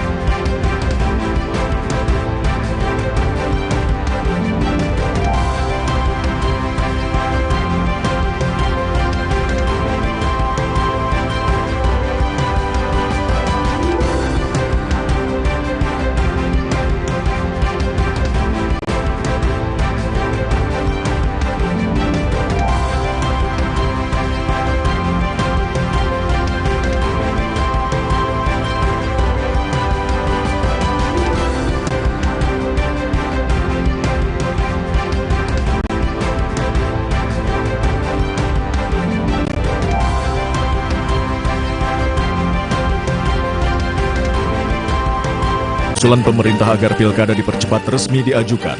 Mendagri Tito Karnavian mengatakan ini dilakukan agar daerah tak mengalami kekosongan kekuasaan. Namun muncul kecurigaan usulan ini guna mengamankan keluarga Presiden Jokowi yang kemungkinan akan maju di pilkada serentak tahun depan. Benarkah demikian? Simak pembahasannya dalam Dua Arah. Pilkada dimajukan, siapa diuntungkan? Malam ini pukul 8:30 live di Kompas TV. Sesaat lagi, Anda akan menyaksikan berita utama yang didukung oleh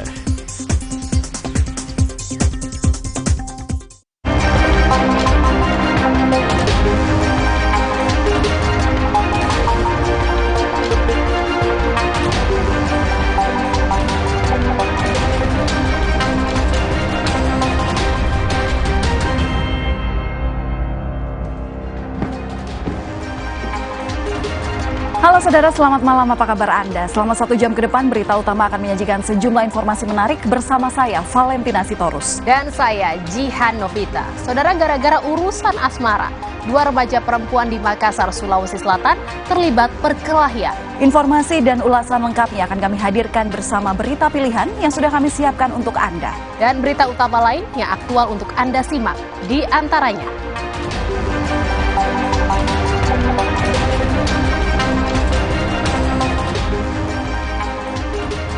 Jelang pendaftaran calon presiden dan wakil presiden untuk pemilu 2024, Gubernur Jawa Timur Khofifah Indar Parawansa menjadi rebutan para bakal calon presiden.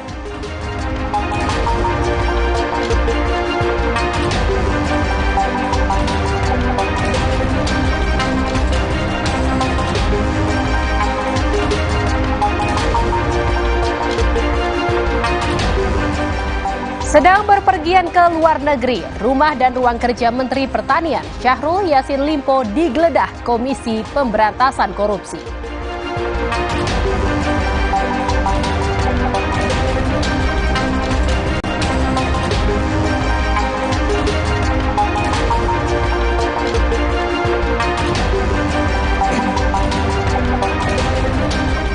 Di akhir acara, kami juga memiliki video pilihan banjir deras akibat badai yang melanda dan menghanyutkan sejumlah kendaraan di kota Volos, Yunani.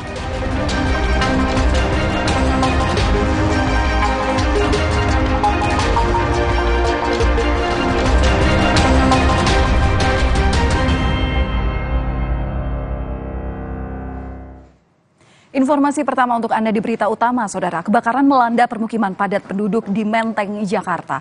Besarnya kobaran api membuat warga panik.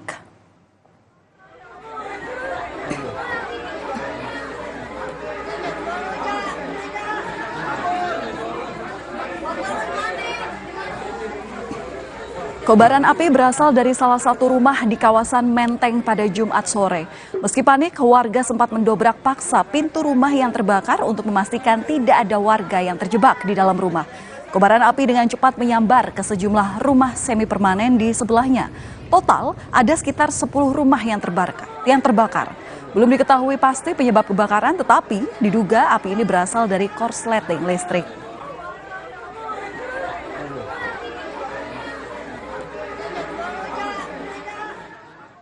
Diduga akibat gas bocor, api membakar penampungan gerobak di Kramat Jati, Jakarta Timur pada Jumat sore.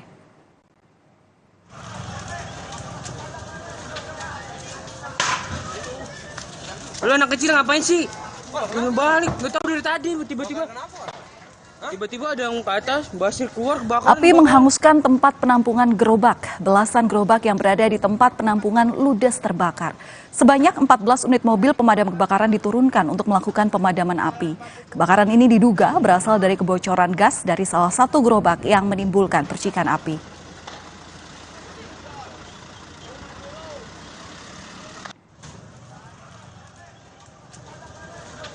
Masih dari Jakarta, Saudara, kebakaran juga terjadi di area Kamal Muara. 5 lapak pedagang habis dilalap api dalam insiden ini. 5 lapak pedagang di Kamal Muara, Penjaringan, Jakarta terbakar pada 28 September. Kobaran api yang terus membesar membuat warga panik. Kebakaran ini diduga karena korsleting listrik. Api diketahui pertama kali muncul dari percikan api yang jatuh ke atap di salah satu lapak pedagang yang terbuat dari bambu, di mana 7 unit mobil pemadam kebakaran dikerahkan untuk lokasi di mana untuk memadamkan api.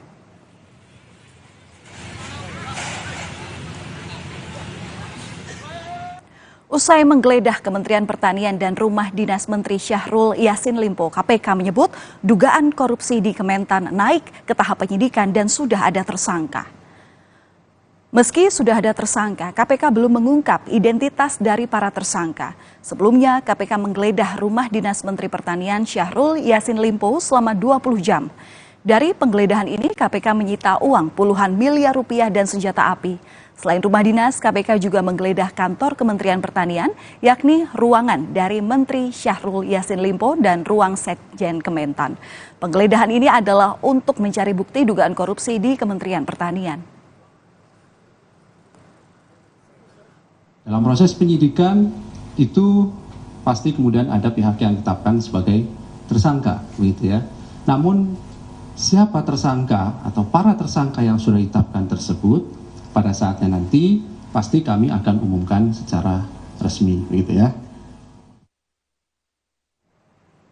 Saudara, di tengah isu panas dingin hubungan Presiden Joko Widodo dan Ketua Umum PDIP Megawati Soekarno Putri, hari ini Jokowi terlihat duduk bersama dan diapit oleh Megawati serta Ganjar Pranowo di acara Rakernas PDIP. Dengan menggunakan baju merah, Jokowi terlihat berbincang bersama Ganjar Pranowo dan Megawati Soekarno Putri. Dalam pidatonya di Rakernas PDIP, Jokowi menyebut telah membisikkan pesan untuk bakal Capres Ganjar Pranowo yang berisi jika nantinya Ganjar dilantik sebagai presiden harus langsung menjalankan program soal kedaulatan pangan.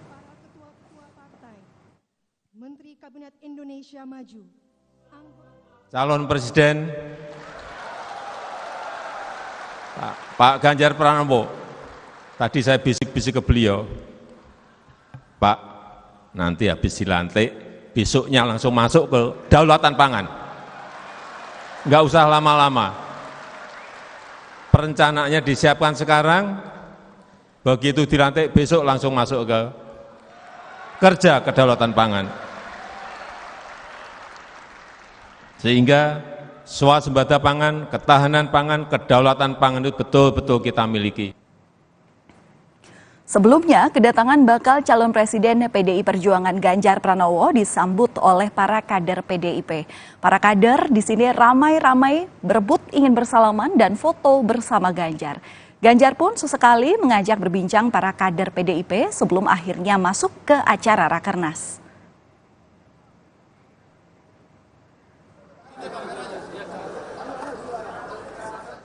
Bertemu dengan Ketua Umum PSI Kaisang Pangarep, Ketua Umum Gerindra Prabowo Subianto mengajak Kaisang untuk berkunjung ke kediamannya di Hambalang, Jawa Barat.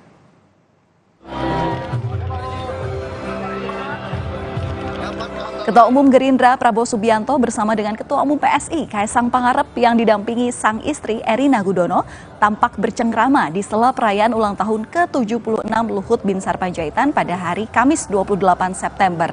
Dalam pertemuan itu Prabowo langsung mengajak Kaisang untuk berkunjung ke kediamannya yang ada di Hambalang.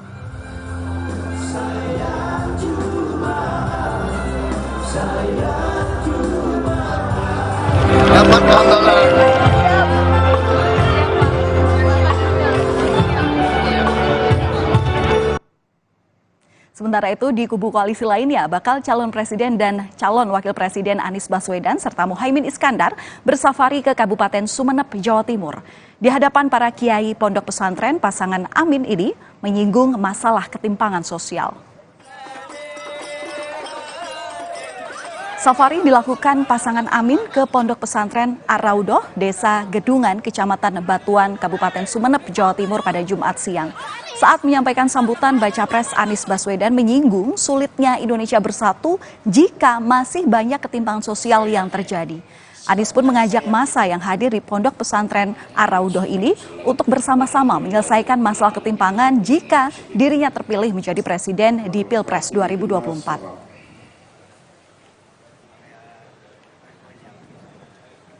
Tidak ada Indonesia aman, damai bila ketimpangan ini dibiarkan terus. Tidak ada. Ketimpangan, ketidaksetaraan tidak bisa menghasilkan persatuan. Kalau ada tempat yang bersatu, akur, tentrem, dan timpang, saya pengen lihat contohnya. Tidak ada. Semua ditopang dengan rasa keadilan. Nah, ini yang ingin kita perjuangkan sama-sama. Saudara, jelang pendaftaran calon presiden dan wakil presiden untuk pemilu 2024, Gubernur Jawa Timur Khofifah Indar Parawansa menjadi rebutan para bakal calon presiden. Informasi selengkapnya hadir usai jeda di Berita Utama.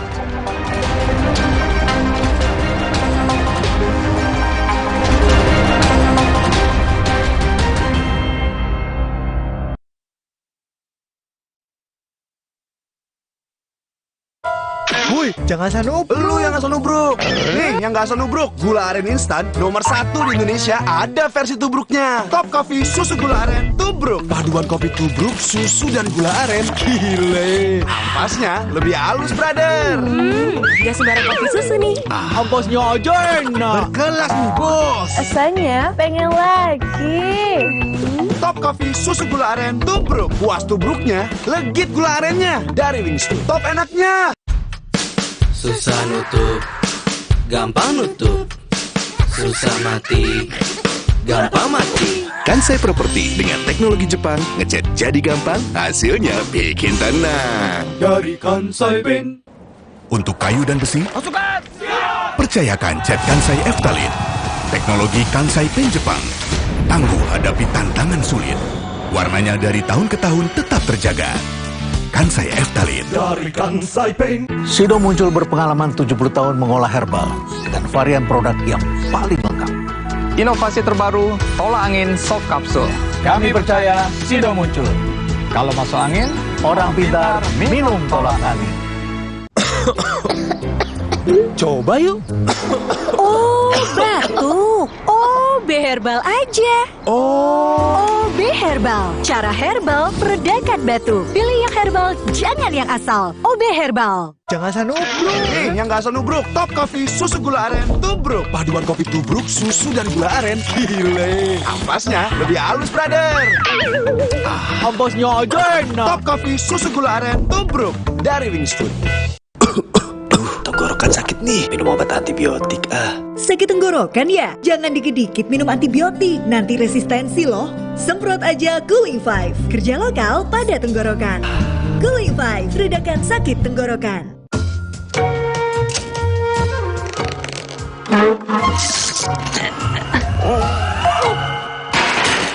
Rasa nikmat dan creamy dari oat dibuat tanpa susu sapi.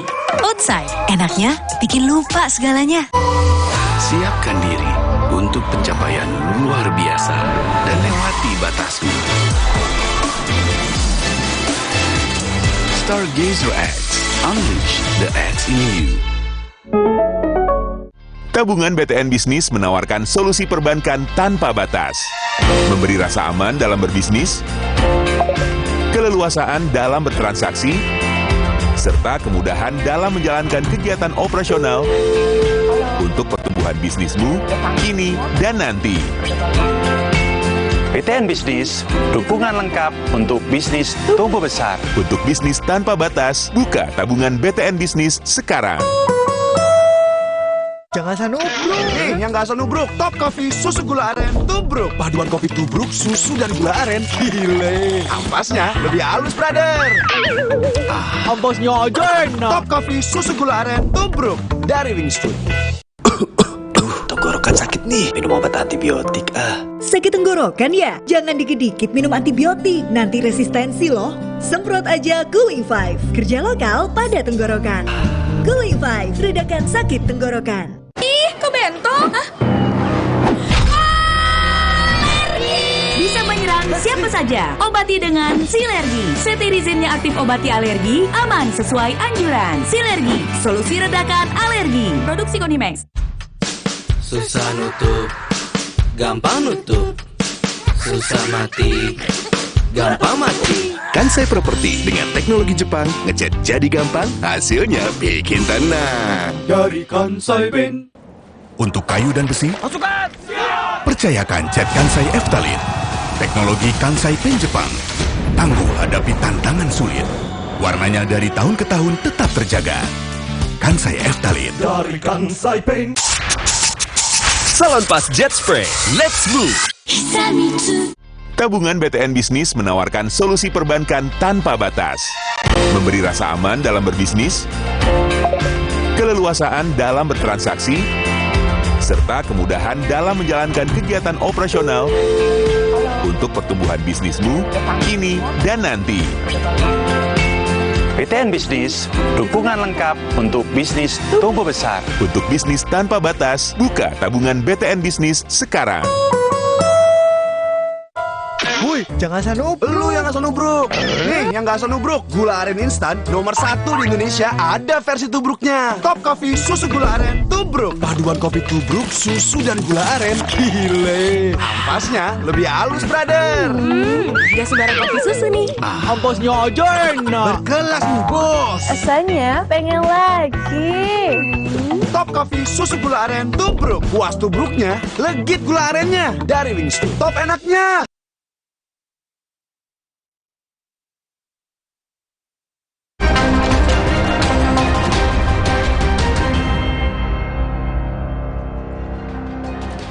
Anda kembali di Berita Utama bersama saya, Jihan Novita. Saudara, pendaftaran calon presiden dan wakil presiden yang akan berlaga di pemilu 2024 segera dibuka oleh KPU. Namun hingga saat ini, dua bakal capres belum juga menjatuhkan pilihan bakal cawapresnya. Prabowo Subianto dan Ganjar Pranowo masih menimbang siapa sosok yang tepat untuk bertanding di medan Pilpres. Nama Khofifah Indar Parawansa pun menguat sebagai salah satu kandidat yang diperebutkan sebagai pasangan pemain ganda berduet dengan Ganjar maupun Prabowo Subianto. Lebih dari seorang gubernur Jawa Timur, Khofifah dinilai sebagai sosok berpengaruh di kalangan NU. Dan saudara, Kamis kemarin Prabowo bersilaturahmi dengan para kiai di Jawa Timur. Prabowo bertemu dengan 23 kiai hos Nahdlatul Ulama di sebuah hotel di kota Surabaya, Jawa Timur. Dalam pertemuan ini, Prabowo meminta restu kepada para kiai. Prabowo juga membahas soal bakal cawapres dengan para kiai. Dan saudara, usai bertemu dengan Prabowo, Muhammad Abdurrahman Al-Kausar alias Gus Kausar menyebutkan Prabowo telah mengerucutkan kandidat bakal cawapres menjadi 2 nama. Namun saudara, pengasuh Pondok Pesantren Al-Falah Peloso Kediri tersebut menjelaskan bahwa Prabowo tidak menyebutkan nama, identitas, bahkan membocorkan apakah kandidat tersebut laki-laki atau perempuan.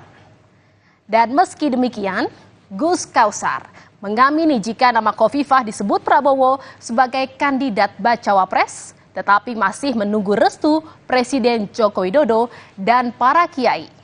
Prabowo sendiri hanya mengacungkan jempol saat ditanya soal sosok Khofifah. Para masyayikh tadi akan deklarasi dengan Bu Khofifah, Pak? Atau jadi tim pemenangan, Pak? Bagaimana? Baik, sosok Bu Khofifah seperti apa sih, Pak Prabowo?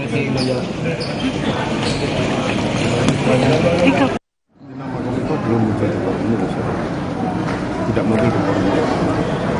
Ya, beliau jelaskan salah satu nama dari beberapa calon wakil presiden yang akan beliau ajak adalah itu, tapi pasti akan menunggu restu dari Bapak Jokowi dan para kiai tadi. Kayaknya begitu. Tidak beliau sebutkan, cuman beliau mengatakan ada sekitar mengerucut tinggal 2 nama kayaknya. Ya. Tapi beliau tidak menyebutkan namanya secara spesifik. Dan saudara, Prabowo sendiri juga mengutus pendakwah Miftah Maulana Habibur Rahman atau Gus Miftah untuk bertemu dengan para masyaikh, habaib dan tokoh agama. Dan Khofifah menjadi salah satu tokoh yang ia temui. Gus Miftah datang ke Gedung Negara Gerahadi pada Selasa malam kemarin. Niatnya untuk silaturahmi. Namun Gus Miftah menyebut Khofifah pantas menjadi bakal calon wakil presiden. Masayih, para habaib, Gus dan para tokoh, iya. Apakah soal saya ke Bu Khofifah salah satunya itu, ya bisa jadi. Kalau soal kapasitas ya RI2 ya pantas. Ngomong-ngomong kapasitas loh ya. Dan kita sebagai orang NU ya mana nggak dukung atau nggak bangga kalau sampai orang NU jadi cawapres. Kalau kapasitas pasti ada. Makanya kita doa yang terbaik saja deh. Peluangnya ada juga. Peluangnya ya ada, insya Allah doain aja. Dan saudara, yang juga mengincar Khofifah untuk turun ke arena Pilpres adalah PDI Perjuangan. Ketua DPP PDI Perjuangan, Puan Maharani mengatakan, Nama Khofifah masuk dalam radar kandidat bakal cawapres untuk Ganjar Pranowo. PDI Perjuangan pun mempertimbangkan Khofifah bersama kandidat bacawa pres lainnya. Itu gimana? Ya bisa aja nama Bu Khofifah muncul dan kita pertimbangkan nama Bu Khofifah. Berarti masuk juga dalam radar. Saudara, kedekatan Khofifah dengan PDI Perjuangan pernah ditunjukkan dengan sang Ketua Umum Megawati Soekarno Putri. Pada akhir Juli 2023 kemarin, Megawati secara terbuka mengatakan bahwa Khofifah adalah temannya. Meski demikian, Megawati menegaskan bahwa dirinya tak pernah mengarahkan sikap politik kepada Khofifah. Di mana di sisi lain, Megawati menyampaikan agar bersabar menunggu waktu yang tepat untuk mengetahui calon wapres untuk Ganjar Pranowo. Ditanyain, benernya siapa tuh Bu yang mau dijadi nomor 2? Loh, takon, tunggu aja, ntar juga ada harinya. Saya nanti ngumumin, ya terserah saya dong. Oh, lah kayak Mbak Khofifah, saya temenan sama dia. Dan saudara, sebetulnya tidak hanya oleh Ganjar dan Prabowo, Khofifah juga pernah masuk dalam radar koalisi bacawa pres Anies Baswedan. Waktu itu, Ketua DPP Nasdem Sugeng Suparwoto mengatakan, komunikasi dibangun dengan sejumlah tokoh, termasuk dengan Khofifah. Hal ini jauh sebelum Anies meminang Ketua PKB Muhaimin Iskandar sebagai bakal cawapresnya. Dan saudara, bukan hal yang mengherankan jika Khofifah adalah kandidat idaman para baca pres. Secara profesional, Khofifah memiliki rekam jejak yang sangat mumpuni, di mana saat ini Khofifah menjadi orang nomor 1 di Jawa Timur.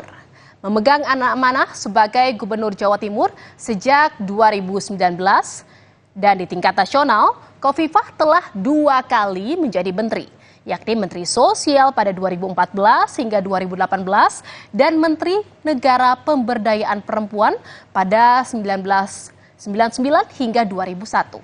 Khofifah juga tokoh yang disegani di kalangan NU.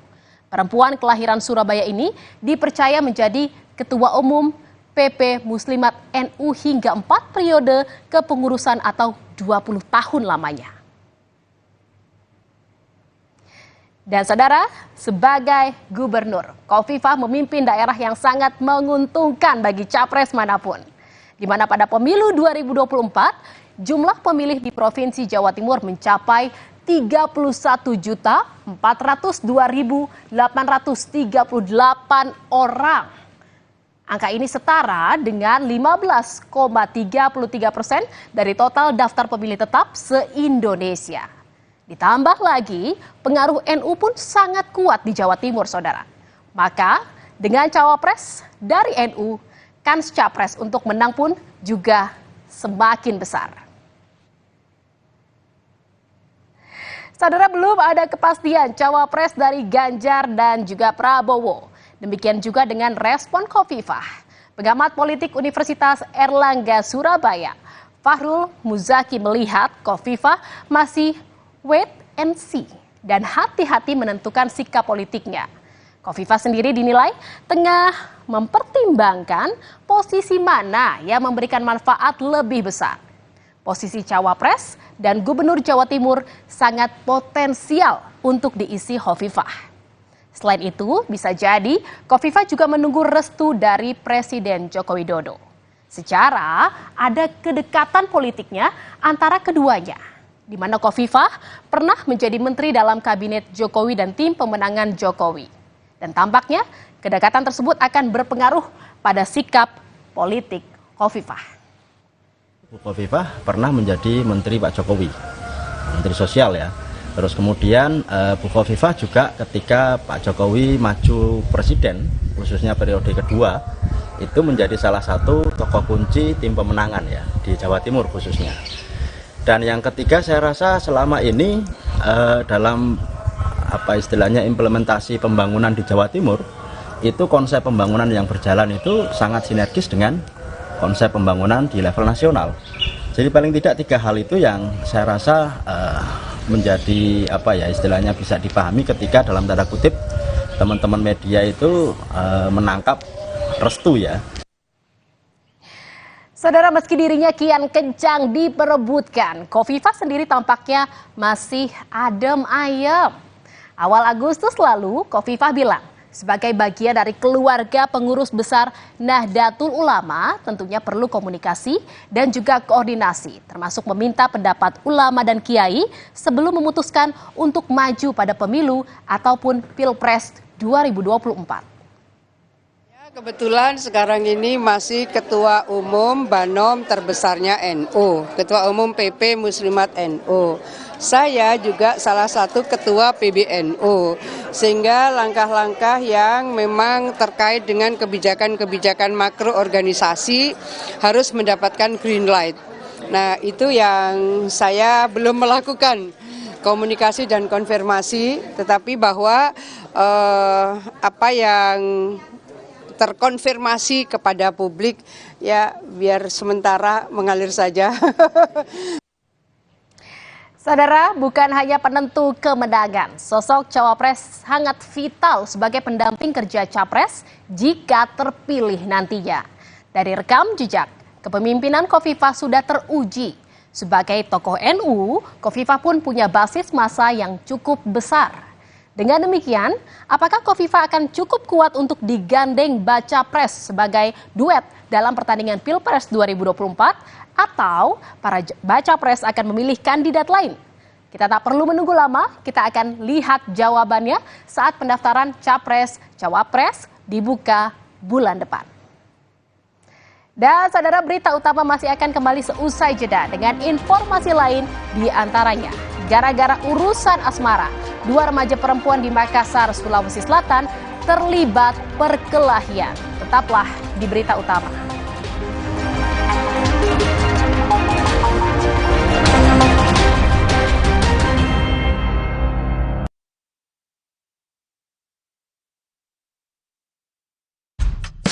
Susah nutup, gampang nutup. Susah mati, gampang mati. Kansai Properti dengan teknologi Jepang, ngecat jadi gampang, hasilnya bikin tenang. Dari Kansai Ben. Untuk kayu dan besi, Pasukan! percayakan cat Kansai Eftalin. Teknologi Kansai Pen Jepang. Tangguh hadapi tantangan sulit. Warnanya dari tahun ke tahun tetap terjaga. Kansai Eftalin. Dari Kansai Ben. Coba yuk.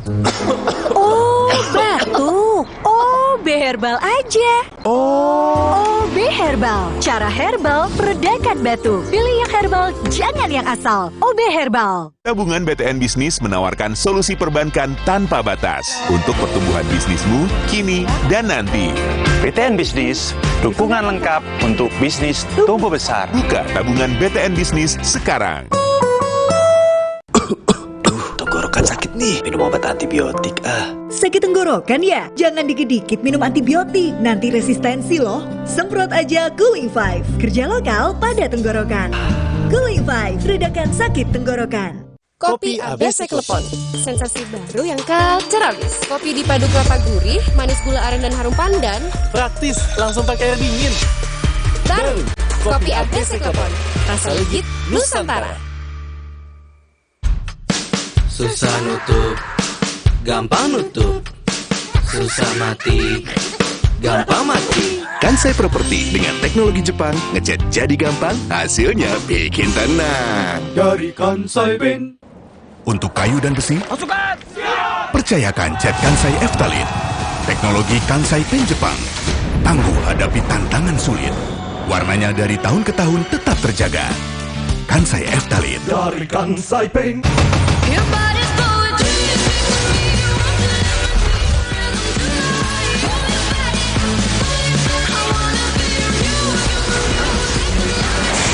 Expose.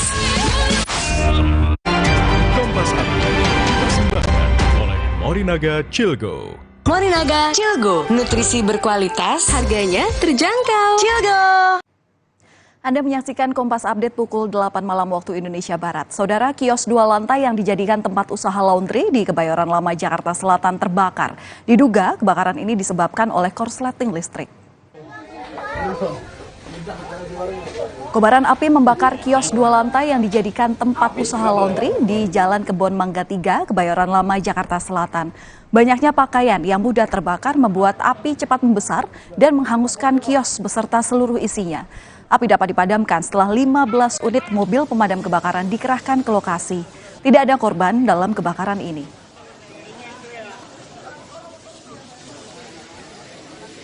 Demikian Kompas Update, program berita utama akan kembali untuk Anda saat lagi. Kompas Update dipersembahkan oleh Nutrif Benecol.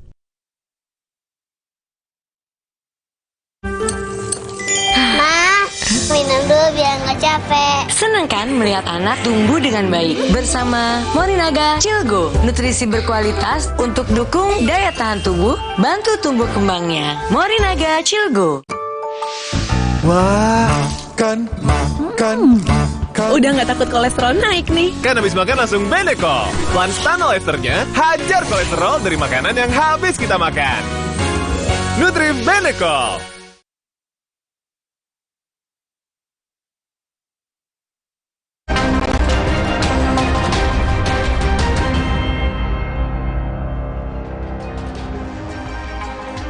Terima kasih Anda masih setia bersama kami di program Berita Utama. Saudara, informasi yang pertama untuk Anda. Akibat cemburu, remaja putri adu jotos. 2 remaja perempuan terlibat perkelahian di Waduk Pampang, Kota Makassar, Sulawesi Selatan. Usut punya usut, tindakan itu dilatar belakangi oleh rasa cemburu. Di hadapan sejumlah orang, 2 remaja perempuan ini terlibat perkelahian. Dari video amatir terlihat, HN dan FD yang kenal satu sama lain saling memukul di Waduk Pampang, Kelurahan Borong, Kecamatan Manggala, Kota Makassar, Sulawesi Selatan. Motif perkelahian yakni dipicu rasa cemburu lantaran HN menilai FD merebut sang pacar. Kini kasus tersebut ditangani oleh Unit PPA Polrestabes Makassar. Menurut informasi yang didengar beberapa saksi, karena pada waktu itu langsung anggota kami mencari saksi yang betul menemukan namanya Abdul Haris. Beliau mengatakan bahwa dia meleraikan waktu dia perkelahian dan motifnya itu adalah cemburu. Menurut keterangannya bahwa dia janjian di waduk dan ternyata setelah ke sana ternyata pelaku sudah menunggu di waduk. Akibat kejadian ini, salah satu remaja yang terlibat yakni FD mengaku mengalami sakit pada leher. Rama Pratama, Kompas TV, Makassar, Sulawesi Selatan. Sorotan yang kedua adalah tentang bayi di Bogor kini resmi ditukar. Saudara, bayi tertukar di Bogor, Jawa Barat akan memulai kehidupan baru mulai hari ini. Mereka kini telah kembali ke pangkuan orang tua biologis masing-masing. Rona bahagia terpancar dari kedua orang tua bayi yang tertukar saat berada di Mapolres Bogor, Jawa Barat, Jumat pagi. Keduanya senang, anaknya yang sempat tertukar selama setahun, kini kembali ke pangkuan mereka. Kedua bayi ini dikembalikan ke orang tua masing-masing usai menjalani masa penyesuaian dan bonding selama 1 bulan. Proses pengembalian disaksikan oleh Menteri Pemberdayaan Perempuan dan Perlindungan Anak Bintang Puspayoga serta Bupati Bogor Iwan Setiawan. Hari ini kita telah selesai melaksanakan penyerahan bayi tertukar yang selama ini memang menjadi berita yang sangat viral. Saya sebagai Kapolres Bogor mengucapkan terima kasih kepada Ibu atas dukungan dan bimbingannya bersama Menko PMK bersama KPAI dalam menyelesaikan permasalahan ini. Kedua bayi ini akan diganti namanya oleh orang tua masing-masing. Pemilihan nama akan dilakukan berdasarkan hasil kesepakatan bersama dengan keluarga besarnya. Akan diganti, cuman udah ada persiapan juga. Kita belum menyepakati untuk anak penggantian nama anak saya gitu. Di sisi lain ada yang ibaratnya ada yang mau kebawa nama dia gitu. Sebelumnya, 2 bayi tertukar di Rumah Sakit Sentosa Bogor, Jawa Barat. Setelah dilakukan penyelidikan dan tes DNA, polisi menyebut bayi tersebut 99,99% tertukar. Tim Liputan Kompas TV.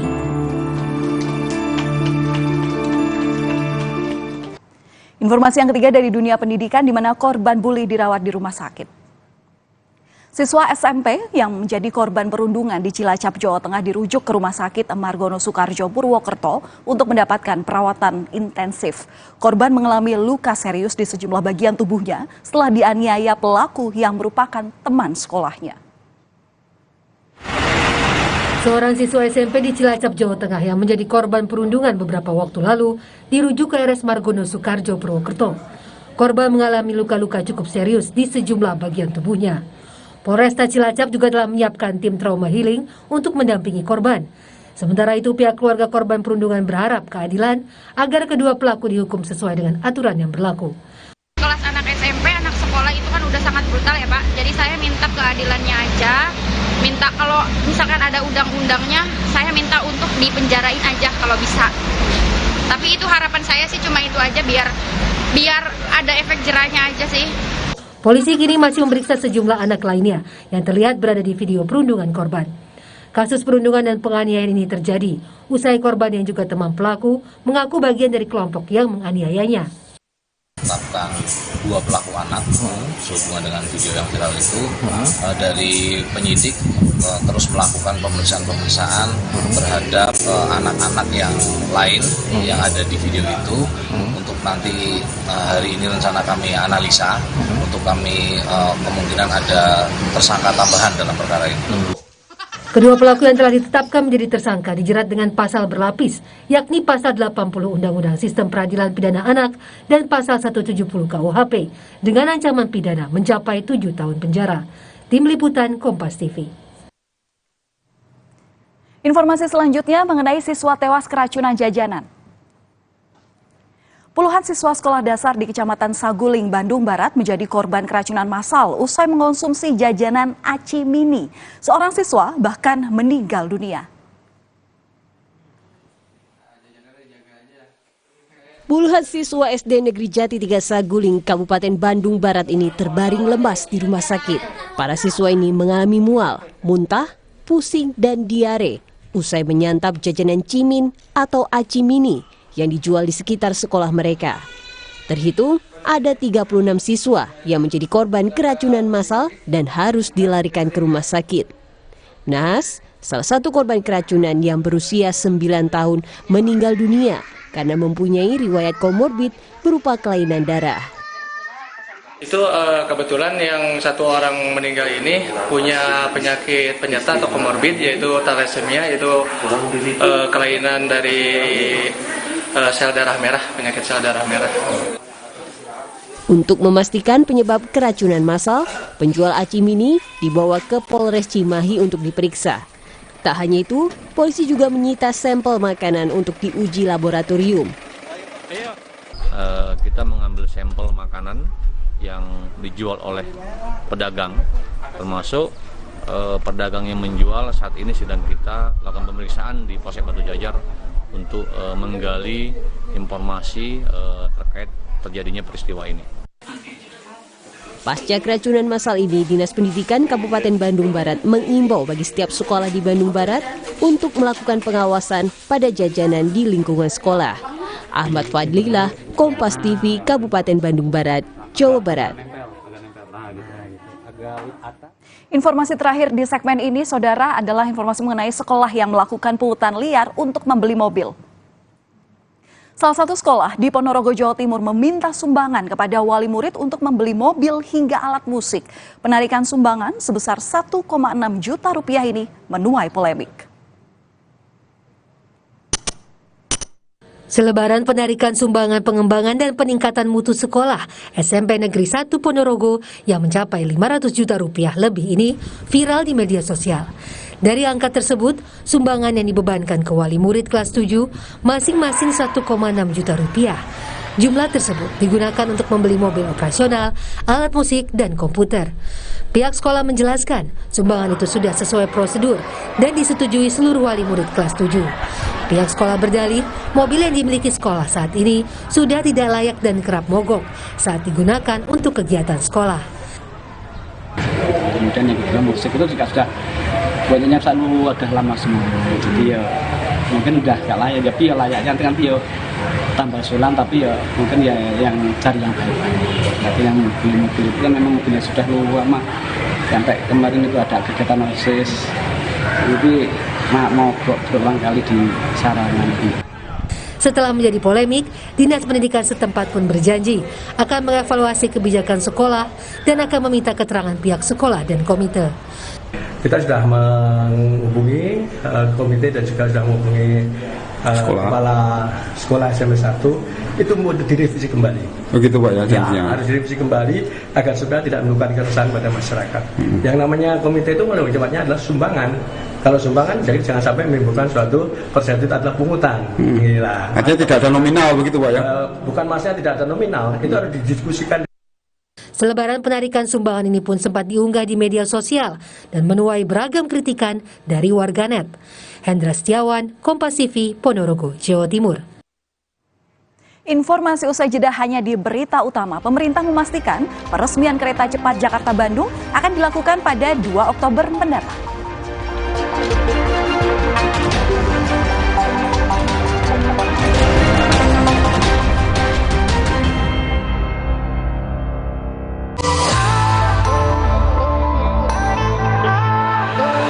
Siapkan diri untuk pencapaian luar biasa dan lewati batasmu. Stargazer X, unleash the X in you. Maafin aku ya, aku butuh buat liburan. Agoda. Hah? Agoda? Wah, harga hotelnya murah. Kamarnya? Wah. Agoda.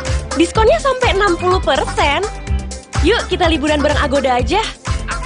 Di Agoda ada banyak pilihan harga murah dengan 3,6 juta lebih hotel di seluruh dunia. Liburan tanpa bongkar tabungan, itu murahnya Agoda. Booking sekarang. Kenapa sarapan sereal, Bu? Sereal kan terbuat dari gandum, jadi bergizi dan mengenyangkan. Energen, sereal nomor 1 di Indonesia. Terbuat dari gandum Australia, bernutrisi dan mengenyangkan. Enak, kenyang. Gimana aku tahu Enfagro E Plus adalah pilihan terbaik untuk Dante? Dia menunjukkan tanda IQ tinggi, working memory yang kuat, memiliki problem solving skill, critical thinking, dan communication skill yang baik. Yuk Mam, bantu optimalkan IQ-nya dengan Enfagro E Plus MFGM Pro. Selamat datang, silakan. Hah?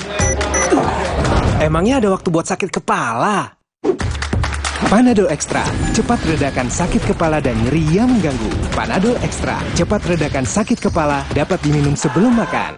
Kenapa sarapan sereal, Bu? Sereal kan terbuat dari gandum, jadi bergizi dan mengenyangkan. Energen, sereal nomor 1 di Indonesia. Terbuat dari gandum Australia, bernutrisi dan mengenyangkan. Enak, kenyang. Selamat datang, silakan. Hah? Emangnya ada waktu buat sakit kepala? Panadol Extra, cepat redakan sakit kepala dan nyeri yang mengganggu. Panadol Extra, cepat redakan sakit kepala, dapat diminum sebelum makan. Gimana aku tahu Enfagro E Plus adalah pilihan terbaik untuk Dante?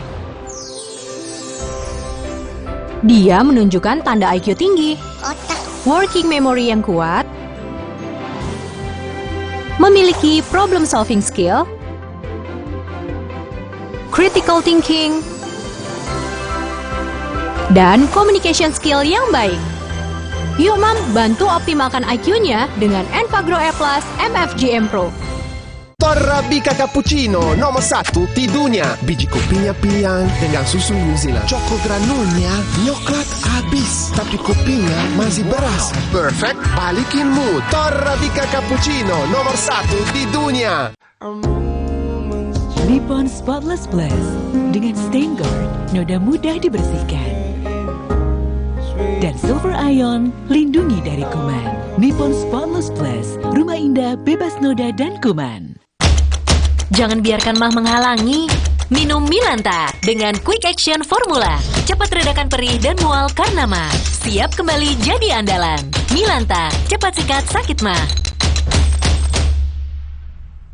Kini usaha ragu untuk liburan.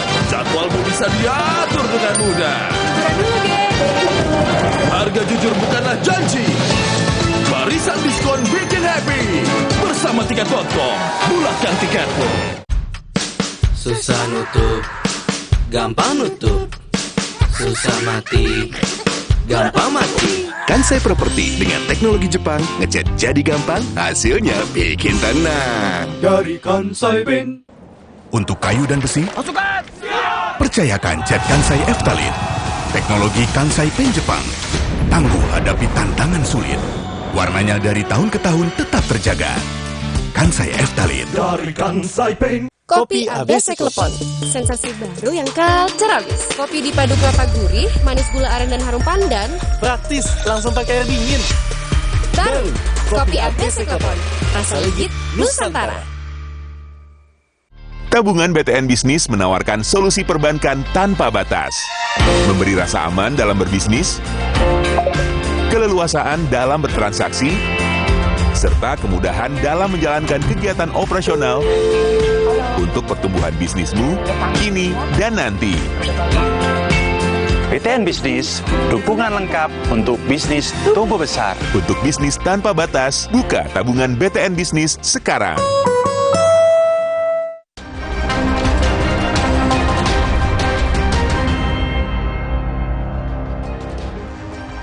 Saudara, sebuah rumah semi permanen di Rokan Hulu Riau ludes terbakar. Pemilik rumah menangis histeris hingga jatuh pingsan.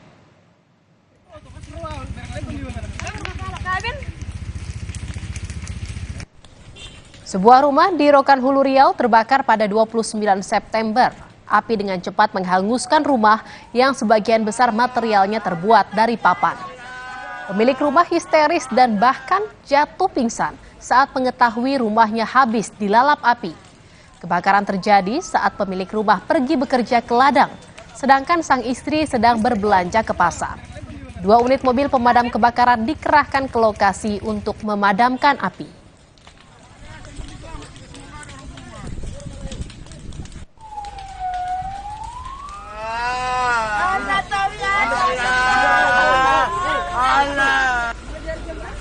Saudara, hanya karena masalah korek api, 2 mahasiswa dianiaya oleh mahasiswa lainnya di Universitas Bandar Lampung, Lampung. Dari rekaman CCTV terlihat 2 mahasiswa yang dianiaya oleh sekitar 4 mahasiswa lain. Hal ini dipicu hanya masalah korek api yang dipinjam. Akibat insiden ini, 2 korban yang mengalami luka lebam melaporkan kasus penganiayaan ini ke polisi. Pihak kampus pun mengancam pelaku penganiayaan dengan sanksi teguran hingga dikeluarkan jika kasus ini lanjut ke persidangan. Informasi sementara yang mukul 4 orang, tapi itu nanti kita serahkan ke penyelidik Polresta untuk mendalami apakah betul 4 orang atau lebih atau justru malah kurang. Kita serahkan penegakan hukum kepada Polresta Bandar Lampung. Peraturan melakukan tindak pidana dalam kampus, maka kampus akan memberikan sanksi minimal skorsing. Tapi kalau perkara ini naik sampai ke pengadilan dan terbukti dinyatakan bersalah, maka kampus memastikan untuk diberhentikan. Informasi lainnya, Saudara, pemerintah memastikan peresmian kereta cepat Jakarta-Bandung akan dilakukan pada 2 Oktober mendatang. Menteri Perhubungan Budi Karya Sumadi mengatakan dalam peresmian kereta cepat Jakarta-Bandung nanti juga akan diumumkan logo, nama, tarif hingga diskon tarif. Adapun peresmian kereta cepat Jakarta-Bandung pada Oktober mundur sehari dari rencana awal. Selain itu, Menhub menjelaskan pemerintah juga akan membuat konsep kereta cepat tujuan Surabaya.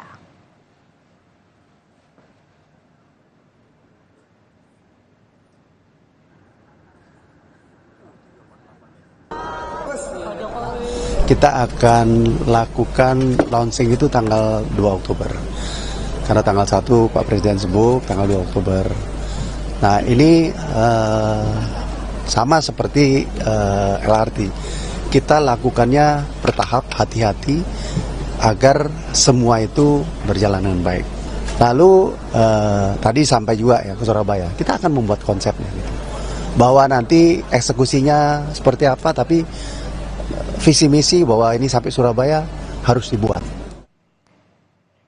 Banjir deras akibat badai menghanyutkan sejumlah kendaraan di kota Volos, Yunani. Informasinya sesaat lagi di Berita Utama.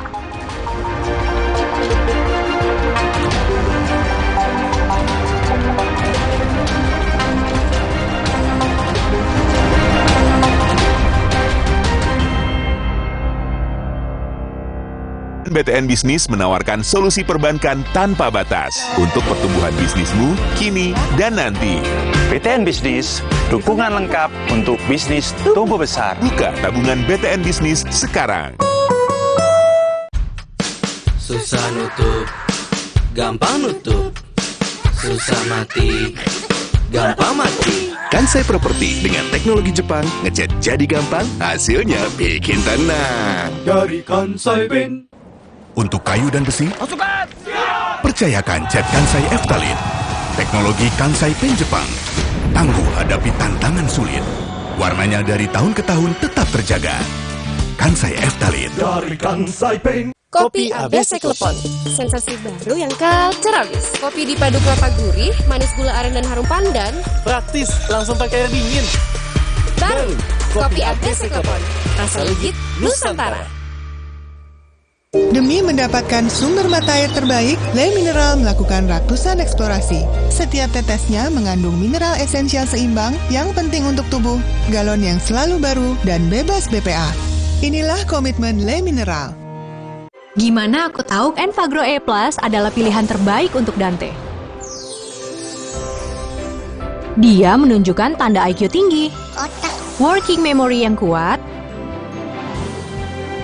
memiliki problem solving skill, critical thinking, dan communication skill yang baik.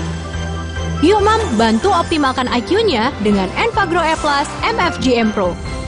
Arabica cappuccino nomor 1 di dunia. Biji kopinya pilihan dengan susu New Zealand. Choco granulnya coklat habis, tapi kopinya masih beras. Perfect, balikin mood. Arabica cappuccino nomor 1 di dunia. Gimana aku tahu Enfagro E Plus adalah pilihan terbaik untuk Dante? Dia menunjukkan tanda IQ tinggi, working memory yang kuat, memiliki problem solving skill, critical thinking, dan communication skill yang baik. Yuk Mam, bantu optimalkan IQ-nya dengan Enfagro E Plus MFGM Pro.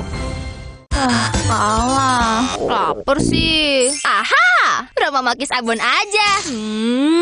Ekstra abon, ekstra abon, ekstra energi. Roma Malkis, banyak rasa, siap asik lagi. Sekarang isi 3 lebih banyak. Selamat datang, silakan. Hah? Emangnya ada waktu buat sakit kepala? Panadol Extra, cepat redakan sakit kepala dan nyeri yang mengganggu. Panadol Extra, cepat redakan sakit kepala, dapat diminum sebelum makan. Gimana aku tahu Enfagro E Plus adalah pilihan terbaik untuk Dante? Dia menunjukkan tanda IQ tinggi, working memory yang kuat, memiliki problem solving skill, critical thinking, dan communication skill yang baik. Yuk Mam, bantu optimalkan IQ-nya dengan Enfagro E Plus MFGM Pro.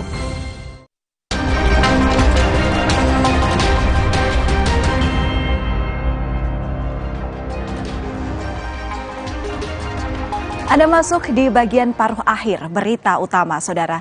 Sejumlah mobil hanyut terbawa derasnya banjir akibat badai di kota Volos, Yunani pada Kamis waktu setempat.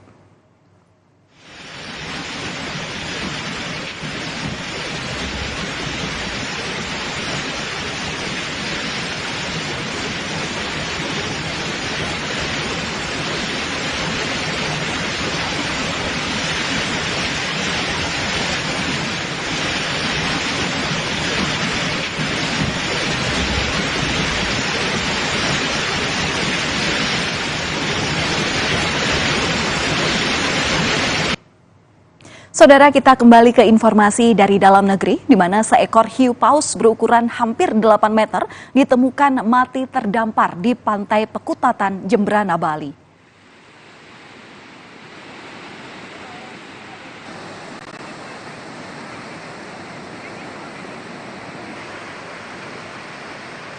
Saudara, mamalia laut yang dilindungi oleh pemerintah ini ditemukan terdampar oleh warga setempat pada hari Jumat pagi.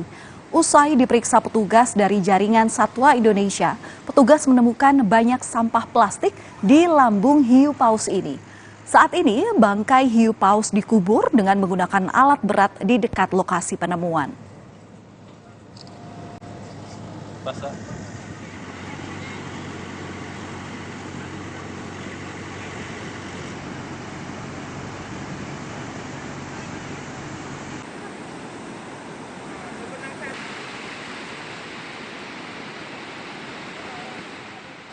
Informasi berkaitan dengan kecelakaan lalu lintas, saudara, sebuah truk tangki bermuatan 60 ton semen curah terjun ke sungai sedalam 5 meter di Kabupaten Maros, Sulawesi Selatan.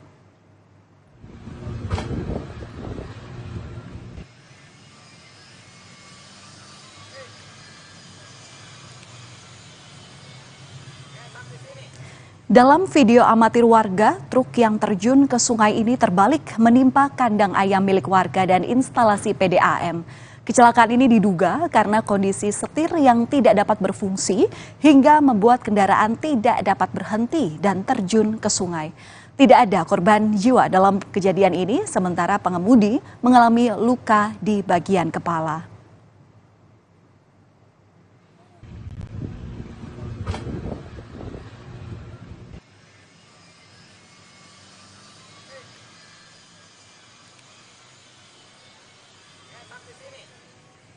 Masih dari Sulawesi Selatan, saudara, kawasan hutan pinus di Kecamatan Tigi Monconggoa terbakar.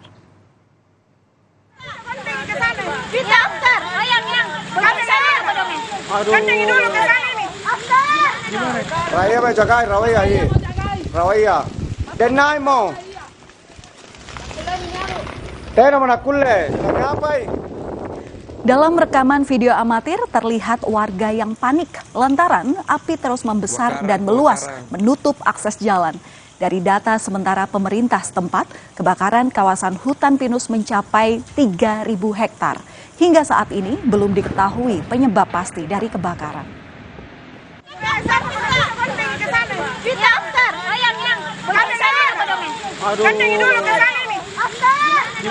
Raya bacakai, rawaya ini. Rawaya. Denai mo. Tena mana kulle, ngapai?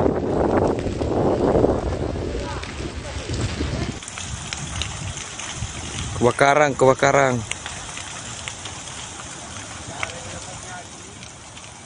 Saudara, informasi tadi jadi yang terakhir di berita utama malam hari ini. Terima kasih sudah menonton kami berdua. Saya Valentina Sitorus. Dan saya Jihad Novita. Saudara, sukseskan pemilu 2024 dan pastikan tetap di Kompas TV, independen, terpercaya untuk mengikuti perkembangannya. Sampai jumpa.